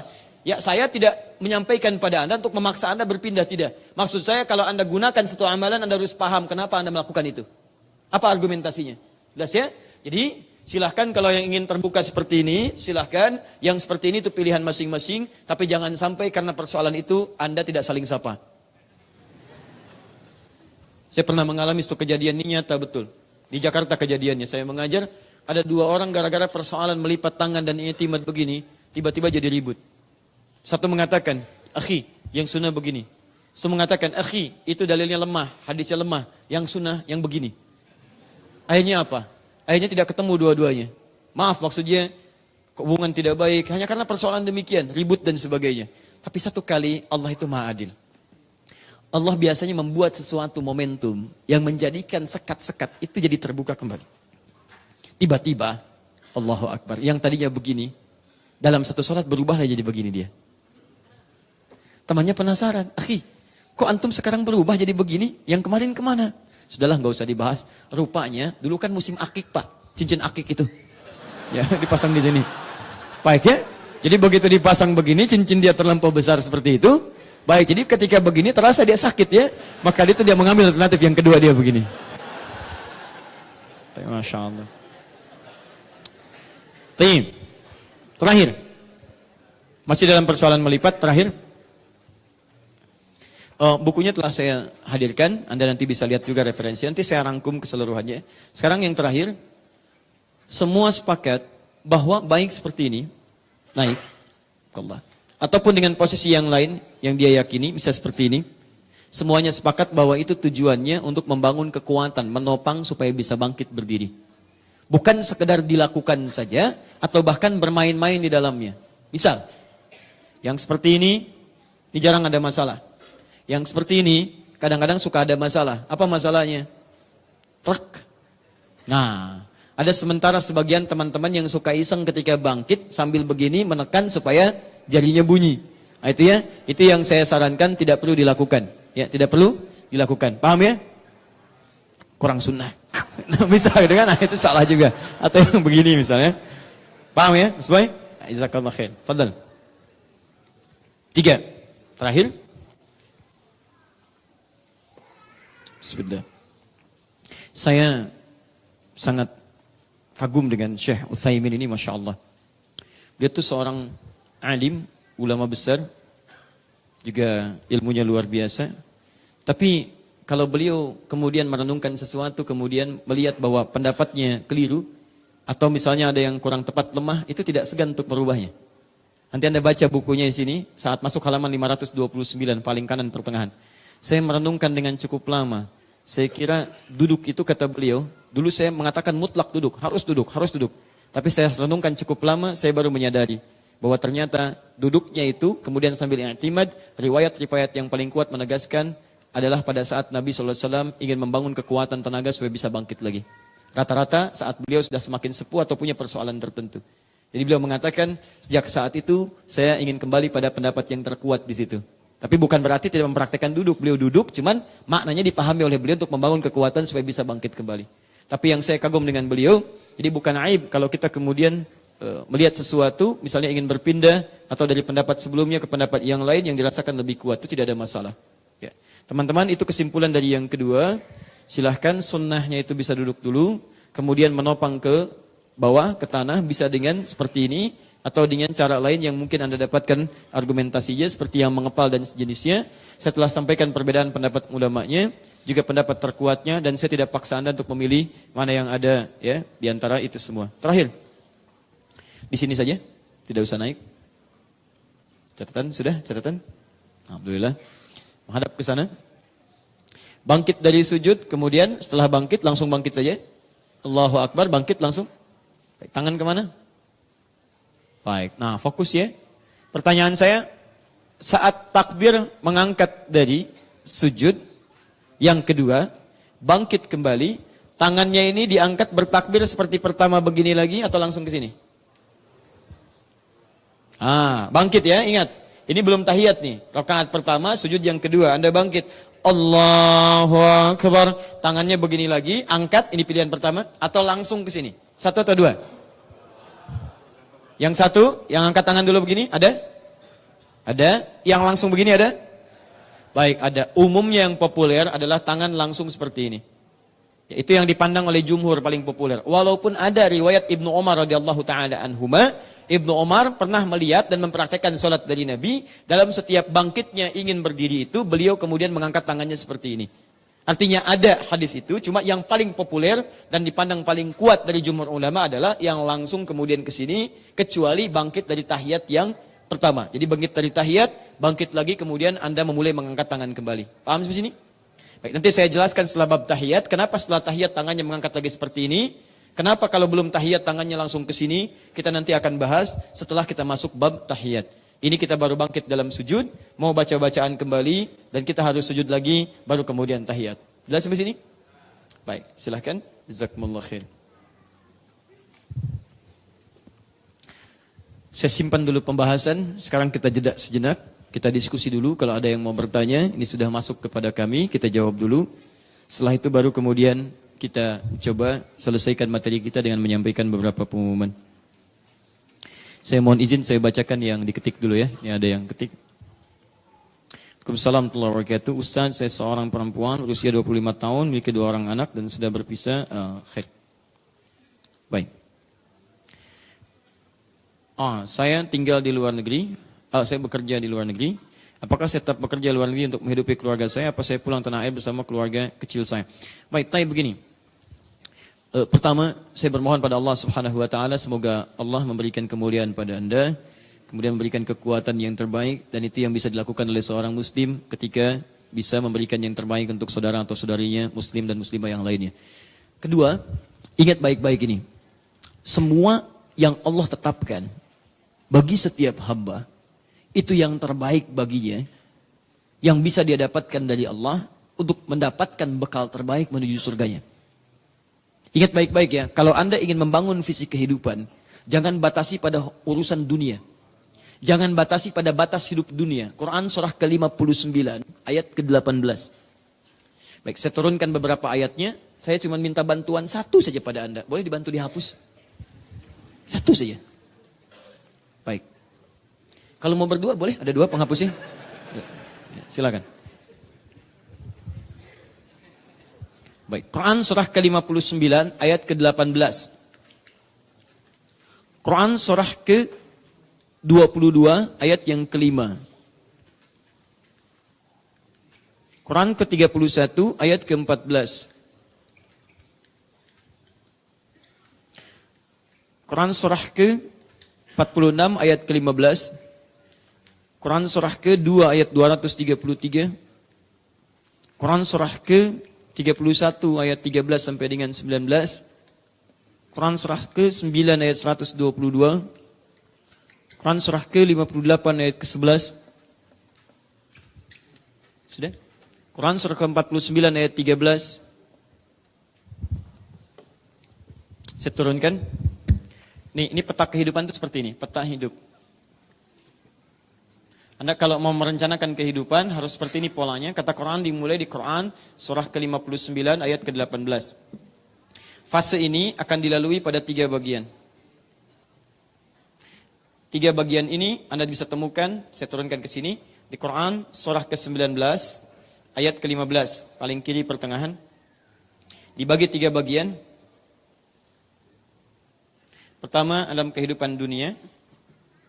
Ini juga dibagi 2 sebelum dilahirkan dalam kandungannya. Quran surah ke-7 ayat 189, tadi belum saya sebutkan. Saya cepat, Quran surah ke-31 ayat ke-14. Saya Quran surah ke-46 ayat ke-15, termasuk Quran surah ke perkembangannya 22 ayat yang ke-5.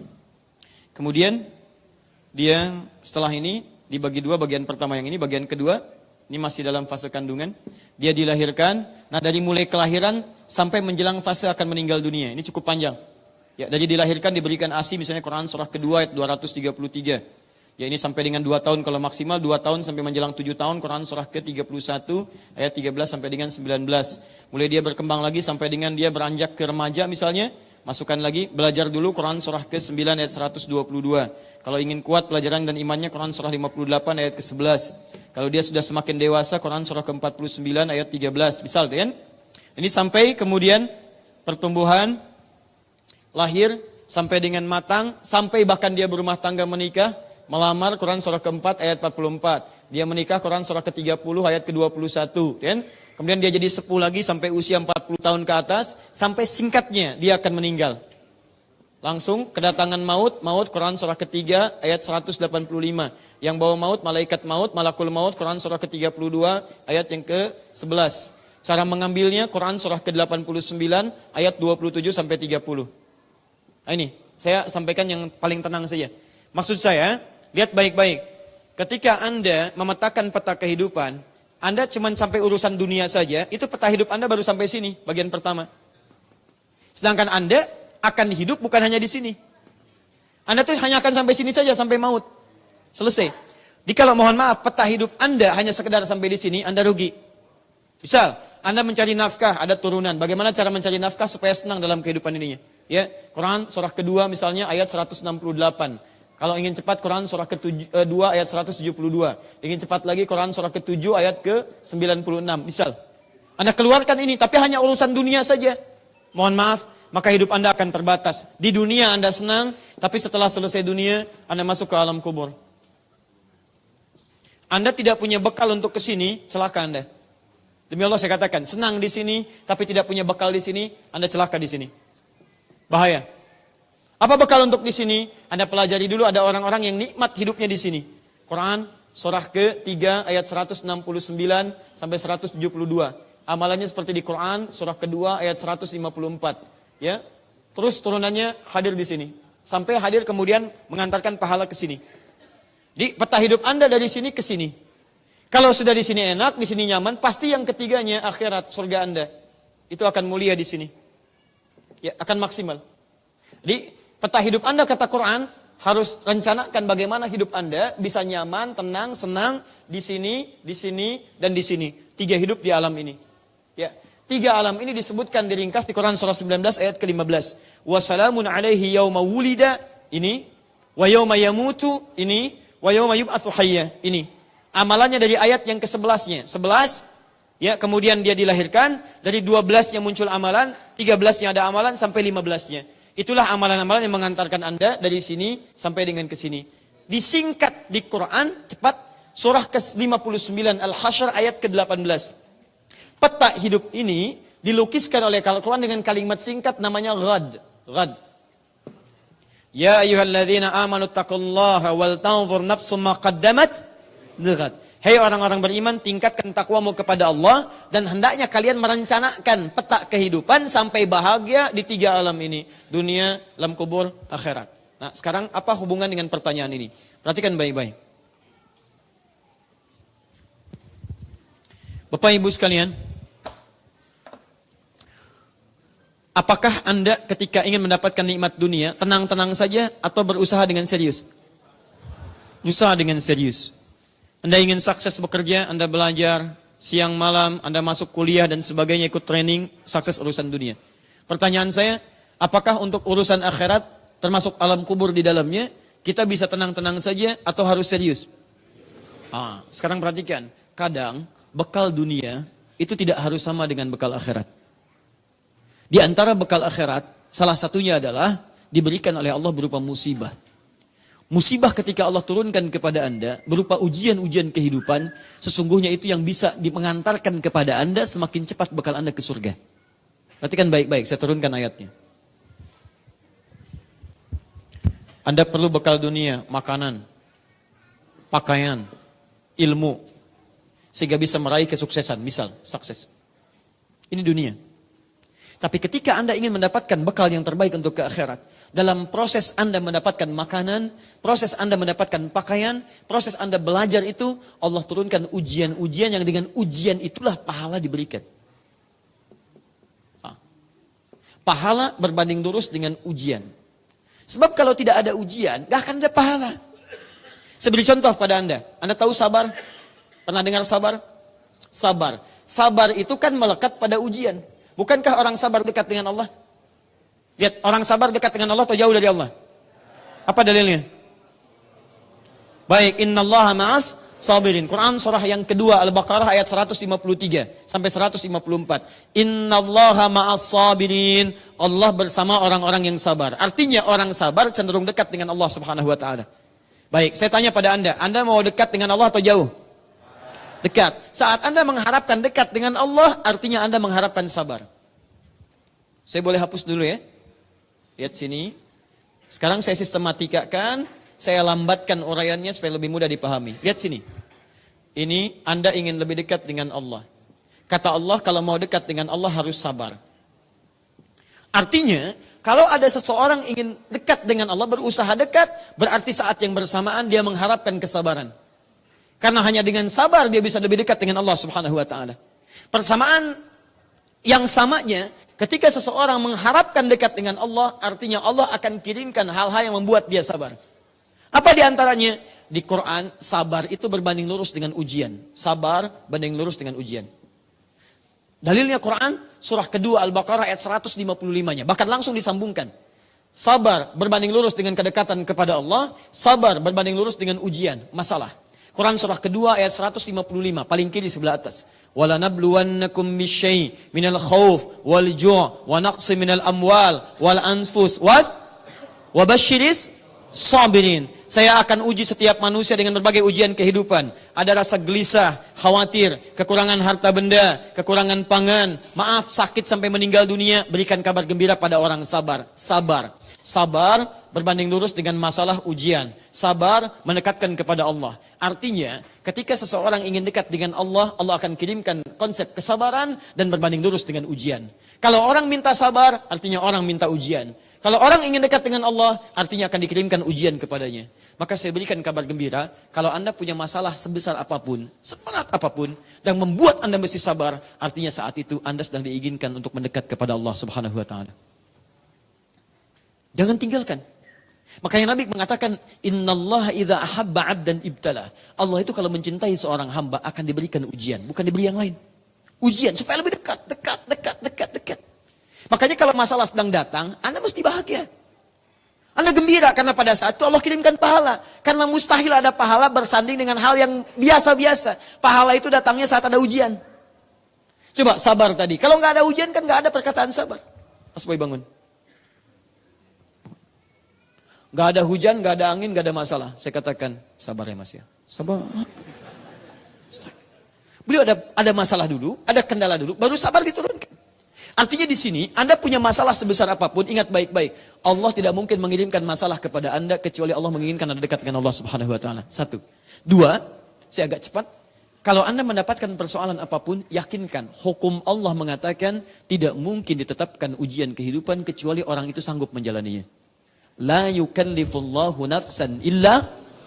Allah tidak mungkin menitipkan ujian kecuali pada hamba yang sanggup memikulnya. Tadi ada seorang ibu dengan 2 orang anak. 2 anak ini dititipkan pada ibu ini. Tanpa ada ayah yang mendampingi karena Allah yakin ibu ini sanggup menjalaninya. Mustahil. Allah tidak menitipkan 2 anak itu pada ibu yang lain. Karena cuma Anda yang sanggup menjalaninya. Karena itu saya katakan kepada Anda, jangan pernah pesimis dengan kehidupan. Jangan kemudian menghadirkan hal-hal yang tidak baik terhadap Allah Subhanahu wa taala. Lantas bagaimana cara menyikapi yang seperti ini? Pertama, terima dulu dengan sabar apa yang telah Allah berikan. Karena Nabi pernah mengatakan seorang ibu yang kesulitan merawat anaknya, 2 orang, kemudian disampaikan pada Sayyidah Aisyah, maka kesulitan itulah yang mengantarkan dia ke surga. Satu kali Aisyah kedatangan tamu perempuan, Kemudian dengan beberapa anak. Di riwayat disebutkan 2 orang anak datang minta bantuan. Kata Sayyidah Aisyah yang ada hanya kurma. Kurmanya, teman-teman sekalian, itu hanya 1-2 kurma yang cukup untuk 2 orang, tidak untuk 3 orang. Apa yang dikerjakan ibu tadi? Dia ambil kurmanya, dia kemudian bagi-bagi, dia suapi anaknya 2 orang itu. Begitu selesai disuapi, ibunya tidak makan sama sekali. Nabi sedang tidak berada di tempat. Begitu dia permisi kembali, pergi, datanglah Rasulullah, dikisahkan oleh Sayyidah Aisyah tentang kisah tadi. Kata Nabi SAW, berbahagialah seorang ibu yang bisa memberikan yang terbaik untuk kedua orang anaknya. 2 anak itulah yang bisa menutupinya dari neraka, mengantarkan dia ke surga. Perjuangan seorang ibu mencari makan untuk 2 anaknya tanpa didampingi seorang lelaki, salah satunya. Ya, dalam arti belum ada misalnya nilai yang cocok untuk dirinya, dan dia berjuang untuk mewujudkan itu. Kata Nabi, jika dia ikuti tuntunan Allah di situ, 2 anak itu akan menghijab dia ke surga. Menghijab dia dari neraka, mengantarkan dia ke surga. Baik, apa kata Sayyidah Aisyah? Masya Allah. Dikomentari oleh sahabat perempuan yang lainnya. Ya Rasulullah, kalau anaknya 1 bagaimana? Ya Rasulullah, kalau anaknya 3 bagaimana? Demikian kata Nabi, bagi yang 3, bagi yang 1, dan yang lainnya. Dan yang lainnya. Artinya apa? Pertama, saya menganjurkan pada Anda jangan berputus asa dengan merawat 2 anak ini. Tawakal kepada Allah Subhanahu wa taala dengan berikhtiar yang terbaik. Kedua, Anda tanyakan apakah saya mesti di luar negeri atau kembali ke Indonesia? Saya tanyakan pada Anda begini, mana yang membuat Anda dan 2 anak itu lebih dekat dengan Allah? Disitulah kemudian Anda bermukim. Kalau di tempat Anda tinggal sekarang, mudah bagi dia untuk sekolah. Dia mendapatkan kemudian masukan-masukan yang baik, dekat dia dengan Allah Subhanahu wa taala, maka bertahanlah di situ, kemudian berjuang maksimalkan, mungkin itu yang mengantarkan dia jadi anak yang terbaik di kemudian hari. Tapi kalau di tempat itu dia jauh dari Allah, banyak terpengaruh dari hal-hal yang kurang baik, di tempat Anda kembali ke Indonesia lebih baik, banyak majelis taklim, sekolah-sekolahnya bagus, saya sarankan kembali ke Indonesia, didik anak dengan baik, mungkin itulah perjuangan ibu yang bisa mengantarkan ke surga dengan izin Allah Subhanahu wa taala. Tapi sekali lagi, Anda mesti sabar mendekatkan Anda pada Allah, dan kalimat pertama ketika malaikat saya tawarkan pada Anda, ibu ini, saya berikan tawaran langsung. Didik anak Anda jadi ahli Quran. Maka satu kali Anda akan dikunjungi oleh malaikat langsung di surga Anda. Dan malaikat itu pertama kali mendatangi Anda mengatakan kalimat yang ini. Salamun alaikum bima sabartum. Selamat, kamu telah sabar saat berusaha di dunia. Itu ada di Quran surah ke-13 Ar-Ra'd ayat ke-23 sampai 24. Ayat 23-nya tentang anak yang membawa keluarga ayah ibunya ya atau kemudian saudaranya ke surga karena dia hafal Quran. Kalau teman-temannya keluarganya saleh, dia bisa narik keluarganya. Kemudian dia berangkat ke surga dan digandeng keluarganya ke surga dan dikatakan dikunjungi oleh setiap malaikat. Jannatu 'adnin yadkhulunaha. Ada orang-orang yang masuk ke dalam surga Aden. Wa man salaha min abaihim ya wa azwajihim wa dzurriyyatihim, dan dia menarik orang-orang saleh dari kalangan bapak ibunya, dari kalangan pasangannya sampai keturunan-keturunannya. Begitu dia masuk ke dalam surga, wal malaikatu yadkhuluna min kulli babin. Malaikat datang mengunjungi dari setiap pintu surga. Orang ini bisa pindah ke sini, pindah ke sini, pindah ke sini. Malaikat mengunjungi dia dan mengatakan salamun alaikum bima sabartum. Selamat ya, kamu sabar saat di dunia. Fanikma uqbad dar. Sekarang silahkan nikmati kenikmatan yang terindah di tempat ini. Saya sarankan pada Anda, jadikan anak Anda penghafal Quran, insya Allah ibunya akan dimuliakan, ibunya dipasangkan mahkota di kepalanya, dan satu saat nanti Anda akan dapatkan kunjungan malaikat dari bukti kesabaran Anda di sisi Allah Subhanahu wa taala. Itu yang coba dilakukan ibu saya. Ibu saya ditinggal ayah saya, Masya Allah, kami masih kecil-kecil, Anda 2, ibu saya 5. Dan beliau berjuang dengan luar biasa, mengantarkan, berjuang, ya keringat, darahnya dan sebagai pengorbanannya. Dan insya Allah ada kebaikan bagi Anda insya Allah. Allahumma salli ala Muhammad SAW. Oh, ini permohonan tadi ya, jemaah diminta merapat, space masih bisa di ruangan utama tadi Bu ya. Alhamdulillah. Bagaimana caranya kita tetap yakin mempertahankan iman di kehidupan sehari-hari?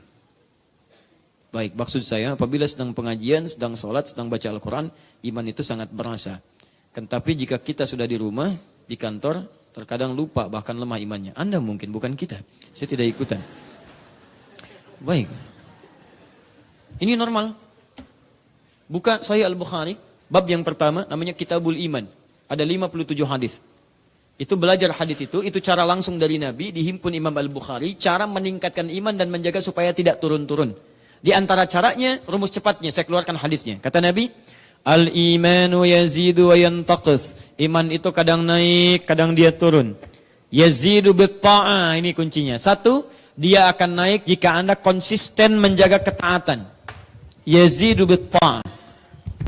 Rumus pertama, Kalau iman ingin tetap dijaga naik, imannya tetap naik, baik di masjid, di majlis, baik di tempat-tempat ibadah, ataupun ke kantor, ke rumah dan sebagainya. Satu kata Nabi, pertahankan ketaatan. Taat ini turunannya amal soleh. Amal soleh. Keluarkan semua jenis amal soleh dalam Al-Quran. Karena itu setiap ada kalimat amal soleh, baik langsung kalimatnya amal soleh, bentuk tunggal atau jama', atau langsung bentuk ibadahnya, itu seringkali bersanding dengan kalimat iman. Untuk memberikan kesan bahwa dengan mengerjakan amal soleh, iman akan terangkat. Misal, Quran surah 103, wala as innal insana lafi illa alladzina amanu. Iman setelah menyebutkan iman, wa amilus salihat. Alladzina yu'minuna bil ghaib wa yuqimunas salat. Turunkan salat. Wa mimma razaqnahum yunfiqun, infaq. Walladzina yu'minuna bima unzila ilaik, interaksi dengan Al-Quran. Cukup 3 ini dulu, Anda konsisten tunaikan 3 ini, yarhamukallah, maka Allah akan jaga tingkat keimanan Anda. Misal salat, bentuk salatnya jama', bukan cuma salat yang 5 waktu saja. Anda keluarkan, misal salat duha, ya, misal salat rawatibnya, salat tahajudnya, konsisten Anda kerjakan semua jenis salat, Anda keluarkan menunya. Yang fardu Anda keluarkan, misal 5 waktu, ini gak usah ditanya. Yang sunnah keluarkan, rawatib 12 rakaat, waktunya kapan saja. Ada yang duha kemudian, ada yang misalnya syuruknya, ada yang macam-macamnya, di pagi sampai siang. Malamnya misalnya, maaf, ada tahajud, ada qiyamul lail, ada witir. Anda jaga, baru sholat ini saja, terjaga keadaan iman Anda insya Allah. Infak, silahkan cek. Ada 5 golongan, Quran surah kedua 215. Pada orang tua Anda, pada kerabat Anda, pada anak yatim, ya, pada orang-orang miskin, pada ibnu sabil. Petakan setiap hari berapa Anda punya anggaran untuk infak. Tidak harus uang. Infak itu tidak harus uang. Infak itu adalah pemberian yang sifatnya berupa materi. Bisa makanan, bisa pakaian. Mohon maaf, mungkin ada yang mengantarkan ke surga dari pakaian Anda. Coba cek, Anda punya pakaian banyak, buka lemari itu. Mungkin yang Anda pakai cuma 1, cuma 2. Berapa banyak pakaian Anda yang mungkin bisa dibagi dengan orang lain? Saya berikan satu kisah ya. Pernah ada seorang, ketika diwafatkan oleh Allah Subhanahu wa taala, sebelum wafat dia pernah akan ke masjid. Begitu dia pakai pakaiannya, mohon izin, lihat baik-baik, musim dingin. Dia pakai pakaian, dia double. Yang bagus dia simpan di dalam. Yang jelek, yang biasa dipakai, yang sudah biasa, dia lipatkan di luar. Satu kali di pertengahan jalan, qadar Allah ada orang kedinginan. Dia buka yang luarnya dan dipasangkan kemudian kepadanya. Allahu Akbar, orang itu merasakan hangat dan berangkatlah kemudian orang ini ke masjid. Begitu berangkat, qadar Allah, kisahnya secara singkat dia meninggal dunia. Tidak kelihatan oleh Nabi berada di masjid dan dia selalu sayap kanan di masjidnya. Begitu subuh kelihatan tidak ada, kata Nabi, di mana orang ini? Qadar Allah tidak ditemukan, kemudian dijenguk ke rumahnya, ditemukan cukup jauh ke rumahnya. Baik, apa yang terjadi teman-teman sekalian?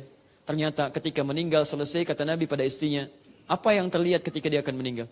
Saya tidak melihat ya Rasulullah ketika meninggal kalimat, kecuali mendengar kalimat-kalimat saja. Saya tidak melihat satu hal yang aneh kecuali kalimat-kalimat yang saya dengar saja. Apa itu? Kata beliau 1, ya Allah, kenapa kok enggak yang lebih jauh? 2, ya Allah, kenapa bukan yang bagus saat akan meninggal?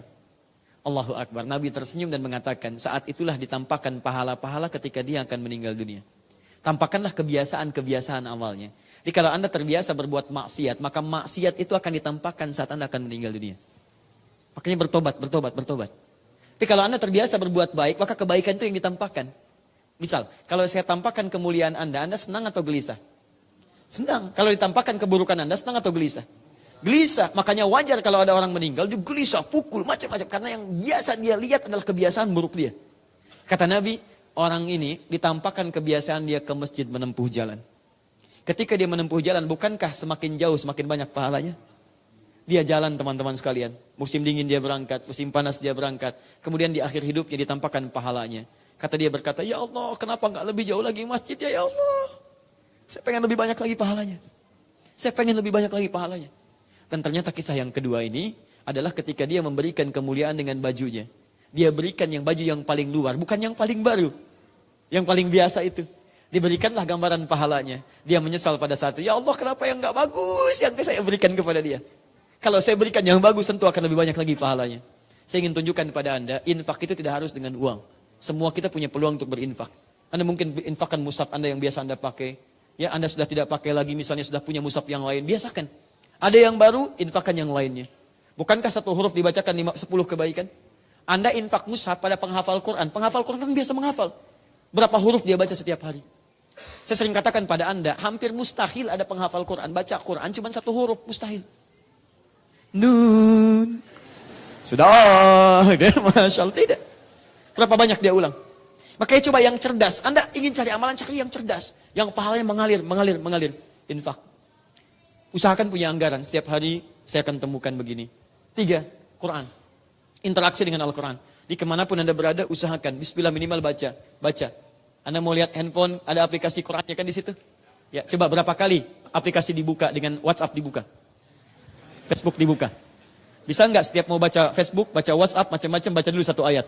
Baca 1 ayat, baca lagi. Baca 1 ayat, baca lagi. Kalau Anda biasakan begitu, insya Allah ada kemuliaan pada diri Anda. Ya, kalau Quran sudah diinstal di handphone Anda, belum dibaca juga, mau diinstal di mana lagi? Hai, coba teman-teman sekalian, biasakan. Ini ada 3 cara. Cukup baca, namanya qiraah, dipahami, namanya tilawah, atau dihafalkan, namanya tahfidz. Dan kalau sudah seperti itu, insya Allah akan dijaga. 2. Lihat, yang pertama tingkatkan taat, contohnya tadi. Yang kedua, rumus terakhirnya, tinggalkan maksiat. Yazidu bitta'ah wa yantaqisu bil maksiyah. Saran saya, kalau iman Anda ingin terjaga dengan baik tadi, maka saran saya ikuti hadis Nabi SAW. Tinggalkan maksiat. Tingkatkan taat, tinggalkan maksiat. Jadi kalau Anda misalnya berpeluang ada melihat maksiat dengan pandangan, langsung palingkan. Jalan dari sini, ada aurat terbuka digambar macam-macam, astagfirullah, palingkan. Sudah. Ada acara TV, dengar misalnya acara-acara yang tidak baik, gosip macam-macam, astagfirullah, palingkan. Kalau sudah seperti itu, insya Allah iman Anda akan dijaga oleh Allah Subhanahu Wa Taala. Ya, aneh menurut saya, kalau aneh ya, kalau Anda rajin ngaji, baca Quran, atau ikut pengajian, bahkan kajiannya bagus, Quran, Sunnah dan sebagainya, tapi kebiasaan Anda misalnya mengerjakan maksiat, menurut saya agak aneh.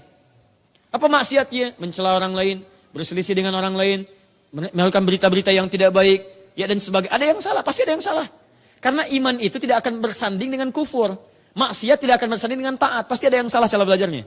Ada yang keliru. Jelas ya?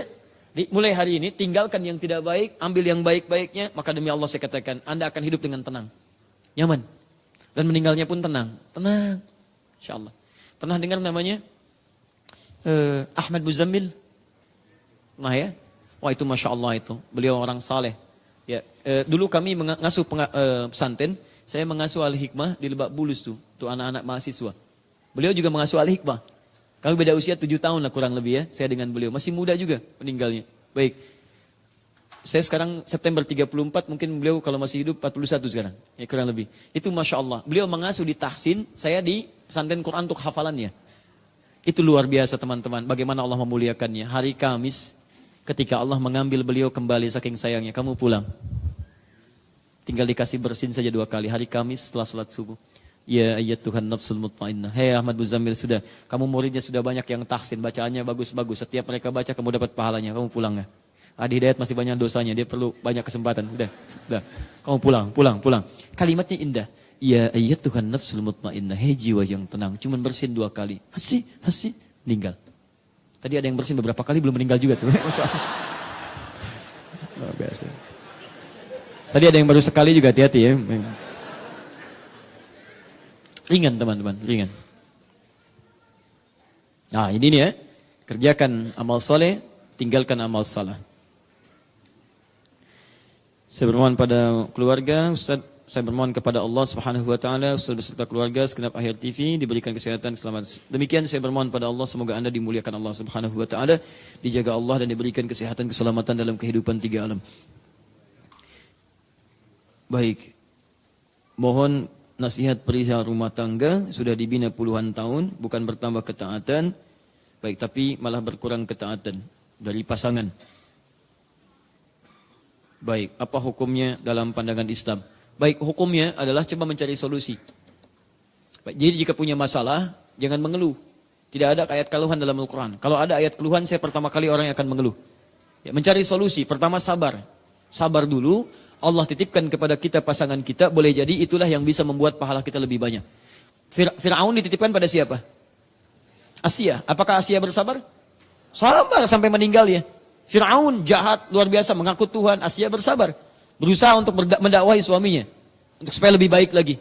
Ya, tapi Allah nanti ngasih solusi. Ya, ada solusinya nanti, solusi yang lain. Ada solusi untuk mendakwai kalau memang ada perasaan cinta dan sayang untuk mengajaknya berubah. Ya, Masya Allah, suami Anda bukan Fir'aun. Tidak mengaku Tuhan.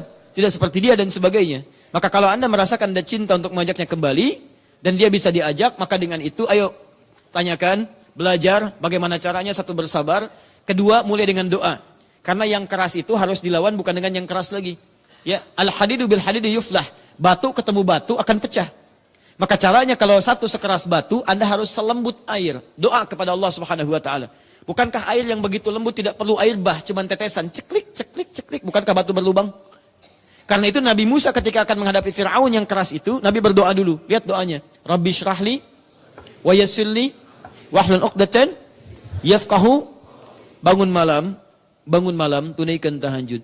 Saat tahajud itulah Anda simbahkan diri kepada Allah. Dalam sujud Anda mohon, ya Allah, Engkau titipkan pasangan saya kepada saya, bukan pada istri yang lain. Bukan pada perempuan lain. Karena saya yakin, ya Rabb. Karena saya yakin, dia yang bisa menjadi imam bagi saya. Dia bisa menjadi orang baik dalam kehidupan saya. Dia yang bisa membimbing saya. Saya mohon, ya Rabb, sepenuh jiwa saya yakin kepadamu. Sepenuh keyakinan saya, ya Allah, ya Rabbal Alamin. Sentuh hati untuk berubah. Berikan kekuatan pada dirinya. Dan berikan kekuatan kepada saya untuk sabar dalam menerima ini dan berjuang untuk merubahnya dalam kebaikan. Minta. Nanti Allah akan tunjukkan jalan kepada Anda. Kecuali kalau pasangan ini diisyaratkan oleh Nabi bisa menjauhkan Anda dari Allah, perilakunya berbahaya, bisa membahayakan jiwa Anda, maka nanti ada solusi-solusi yang lain yang ditawarkan oleh Al-Quran. Di antaranya ada khulu. Khulu itu meminta untuk dipisahkan dulu ya dengan menyelamatkan diri dan agama dari keburukan-keburukan pasangan hidup. Paham ya? Baik. Apalagi kalau jiwanya misalnya mulai ada bermasalah, mulai terganggu, mulai ngincer-ngincer ulama, bawa linggis dan sebagainya gitu ya. Nah, yang seperti itu yang paling banyak masalah. Sekira cukup dulu ya. Satu lagi barangkali lah. Setelah sini sudah selesai. Saya Fuad dari Surabaya. Masya Allah. Ada orang ya, Fuad dari Surabaya. Antum, dari Surabaya langsung ke sini? Oh, tinggal di sini. Baik, berarti saya Fuad dari Tanah Kusir. Ya. Lahir di Surabaya, tinggal di Tanah Kusir. Taim. Baik, saya samarkan saja ya bentuk ininya karena pertanyaan bagus sekali. Bagaimana kalau ada orang tua atau kerabat yang sekiranya sudah tidak punya kemampuan normal seperti yang lain, seperti misalnya ada stroke ya, kemudian ada kondisi-kondisi badan yang terasa tidak sempurna. Bagaimana hukum sholatnya?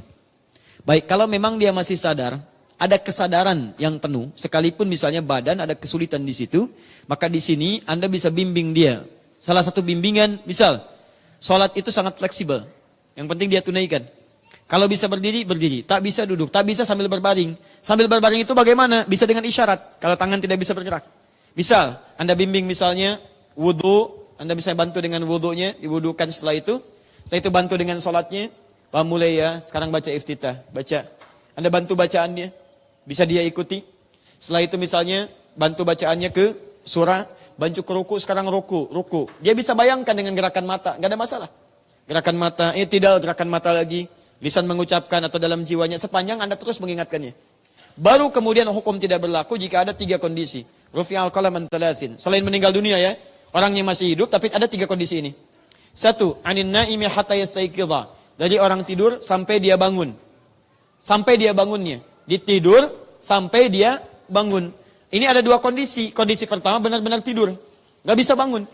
Saya pernah di Libya ada kondisi teman. Dia gak bangun 2 hari 2 malam. Sakit tidak, cuman saking capeknya. Digulang-guling, dibegini-begini. Gak bangun-bangun. Setelah 2 hari 2 malam dia bangun. Setengah Ashabul Kahfi. Ya, jadi betul.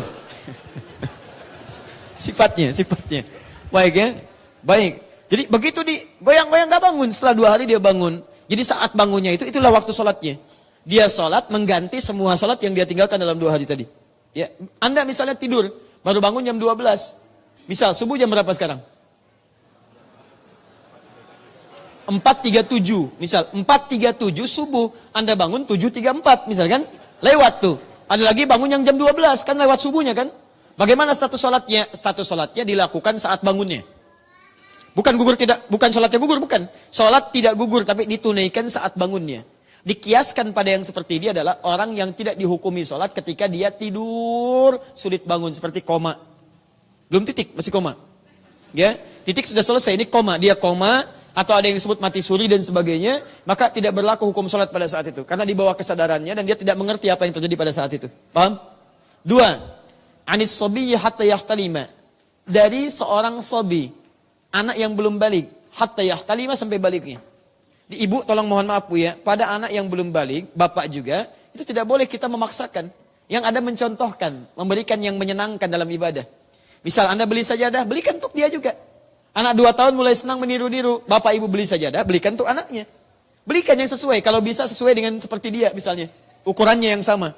Berikan ukuran yang sama, dan sampaikan kepadanya, Mama, sholat, ya ade sholat yang di sini ya, tuh sajadah ade nih bagus, kan? Kasih, tapi yang sesuai Bu, jangan kasih gambar yang aneh-aneh. Sajadah isinya Thomas, Hello Kitty, kan tidak? Ya. Gambar yang bagus saja, biasa. Kalau bisa polos, berikan. Ini untuk anak, ini untuk Anda. Jadi dia merasa ada untuk dia juga, terlibat dia di situ. Bapak ke masjid, usia anak 4-5 tahun, mulai bawa dia. Kalau sudah dilatih, makanya kalau melatih anak ke masjid, jangan langsung dibawa sholat berjamaah Pak. Di luar sholat, bawa dulu ke masjid, kenalkan dulu. Anda sholat duha, sehingga dia terbiasa dulu dengan masjid. Kalau dia tidak terbiasa dengan masjid, belum tahu bagaimana masjid, dia kira tempat bermain. Begitu datang ke masjid, nah permainan dia yang tidak wajar. Zaman Nabi anak-anak ada Pak yang merangkak, tapi tidak mengganggu pada yang lain.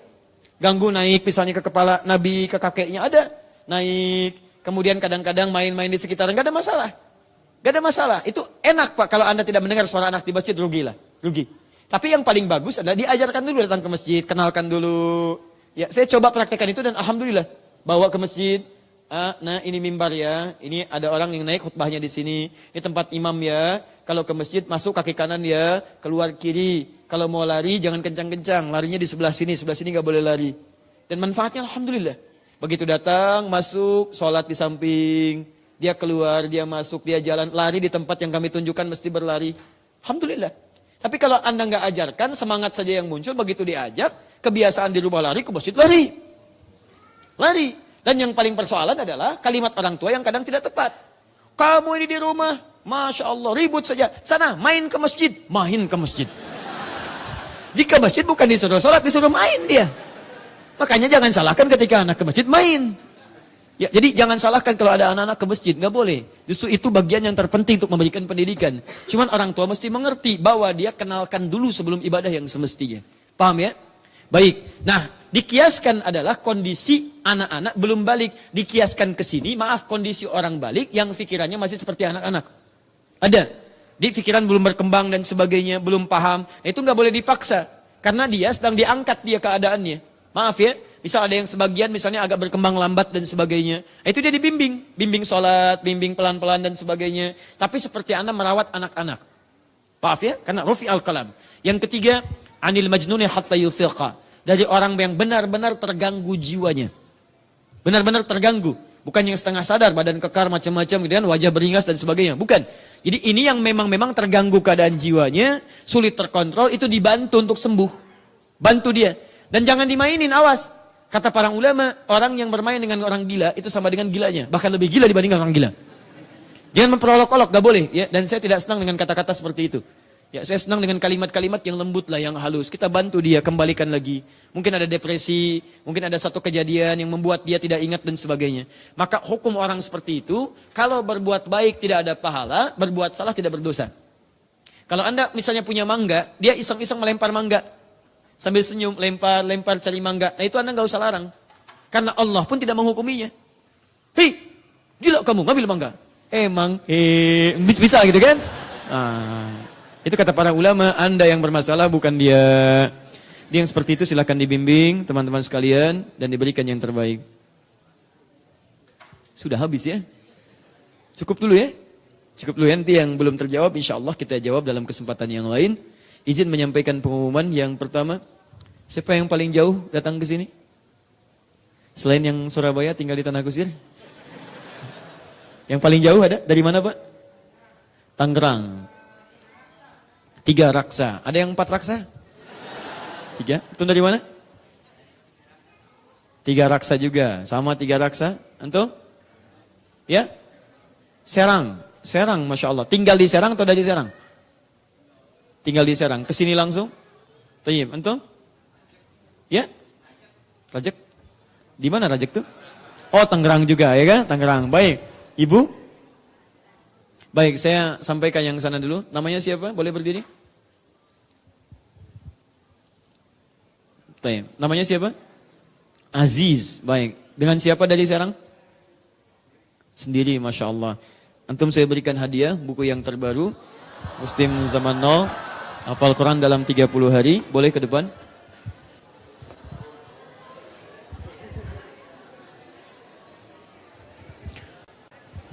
Jazakallah khair.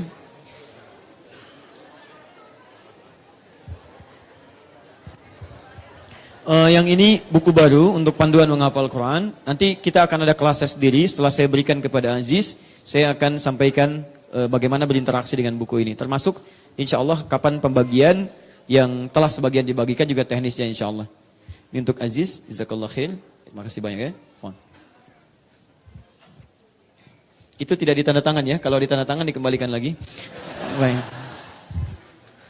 Baik, teman-teman sekalian, izin mengumumkan beberapa informasi. Yang pertama, seperti kami sampaikan setelah kita ada acara di Istiqlal, kita insya Allah akan membuka kelas-kelas spesifik dari Al-Quran. Ya, kelas-kelas Al-Quran yang disatukan, bukan dibagi. Disatukan pada 2 program.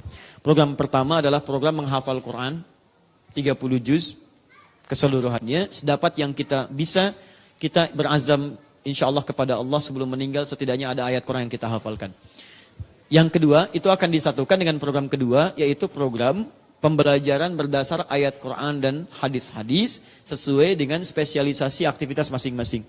Misal, kalau Anda pengusaha, nanti ada kelas untuk pengusaha. Ayat-ayat Qurannya akan diturunkan, hadisnya akan dikeluarkan, dan akan diberikan bimbingan. Anda akan diminta menghafal, Anda hafalkan Quran, hafalkan ayat ini, dan diberikan bimbingan masing-masingnya. Ada kelas dokter, ibu nanti ada kelas ibu rumah tangga, ya teman-teman juga ada kelas yang lain. Nanti insya Allah, Kamis depan, khususnya nanti yang di Aliasan, PTM VJS, atau nanti kita umumkan, formulirnya akan diberikan oleh tim kami dari Quantum Akhir Institute. Anda yang sekiranya ingin terlibat dan masuk profesinya, silahkan bergabung mengisi formulir itu, supaya kami bisa membuat petanya. Anda di daerah mana, kemudian masuk golongan yang mana, nanti kita akan petakan, taklimnya akan dimulai di awal bulan depan, dan ini sifatnya ingat, tidak komersial, semuanya gratis, Anda tinggal menyiapkan tempat terhubung, nanti kita relay ke setiap tempat Anda. Nanti akan ada pertemuan-pertemuan, mungkin saya akan datangi Anda, atau kita relaykan. Yang penting silahkan Anda kumpul dengan teman-teman. Saya ingin Anda bersatu dengan teman-teman yang lainnya, saling share ide dan sebagainya, dan kita bimbing bagaimana Quran membimbing itu. Nanti ada kelas dokter, dokternya spesialisasi juga ada, dokter mata, dokter hidung, dokter telinga, misalnya kan, bisa kalau ada dokter hidung gitu kan, THT dan seterusnya. Nanti turunkan, keluarkan ayatnya, keluarkan hadisnya, bagaimana ayat-ayat Quran berbicara tentang itu. Nanti silahkan tuliskan nama Anda, profesi Anda apa, nanti ada kelas ibu rumah tangga, ya. Nanti dimasukkan saja di situ, itu akan banyak lebih umum misalnya. Nanti silahkan kita turunkan itu, hari Kamis akan dimulai, formulirnya Anda bisa nanti download, bisa di Quantum Akhyar webnya, atau nanti lewat Akhyar TV, tapi mungkin baru akan diupload sekitar hari Selasa atau Rabu ke depan. Mungkin Selasa, Kamis nanti akan dimulai, akan diolah data, dipetakan, dan ini terbuka se-Indonesia atau bahkan di luar negeri. Nanti kita relaykan materi-materinya. Baik, yang ketiga, untuk pembagian buku, nanti ada 2 jenis buku. Buku pertama yang buku nilai wakaf yang kita akan bagikan. Saya sudah cek ke kru di teman-teman Quantum Akhyar untuk divisi buku. Ada sekitar 4.000 lebih data yang sudah masuk. Secara manual sudah diverifikasi. Tapi mohon maaf ya, kami tidak pernah meminta Anda kumpulkan misalnya data-data spesifik ya. Ini hanya waktu di Istiqlal saja, tim Istiqlal, bukan dari Kiai. Itu meminta mengumpulkan KTP ya, hanya untuk pendataan di sana. Tapi untuk buku ini kepada teman-teman juga tidak usah diminta KTP lah. Cukup namanya saja, alamatnya di mana, profesinya apa ya. Karena kami bukan pengoleksi KTP ya. Disimpan aja itu untuk pembuktian saat di Istiqlal. Kalau setelah itu nggak usah lah kirim-kirim seperti itu. Ya, cukup Anda namanya, alamat dari mana, seperti apa. Nanti kalau dekat dengan alisan PTM VJS, tiap pertemuan kita bagikan. Kemarin ada 3.000 kita bagikan. Ya, nanti di Bandung, saya ke Bandung pekan depan ada sekitar 2.500 atau 3.000 kita bagikan dulu sekitaran Bandung. Ya, nanti selebihnya yang jauh kita akan kirimkan. Anda akan dihubungi oleh dari staf di Akhyar TV atau Quantum Akhyar, nanti di situ akan dibangun komunikasi bagaimana cara mengirimkannya. Ya insya Allah program wakaf kita sampai ada sekitar 15.000 buku kita akan berikan, itu kemampuan kita untuk mencetak dan sebagainya. Selebihnya nanti mungkin akan sinergi yang dari situ ada manfaat-manfaat untuk yang lainnya. Saya kira itu teman-teman sekalian yang kami umumkan. Terima kasih atas perhatiannya. Kita berjumpa dalam pertemuan berikutnya. Subhanakallahumma wa bihamdika asyhadu an la ilaha illa anta astaghfiruka wa atubu ilaik. Wa akhiru da'wana alhamdulillahi rabbil alamin. Wal 'afwu minkum. Assalamualaikum warahmatullahi wabarakatuh.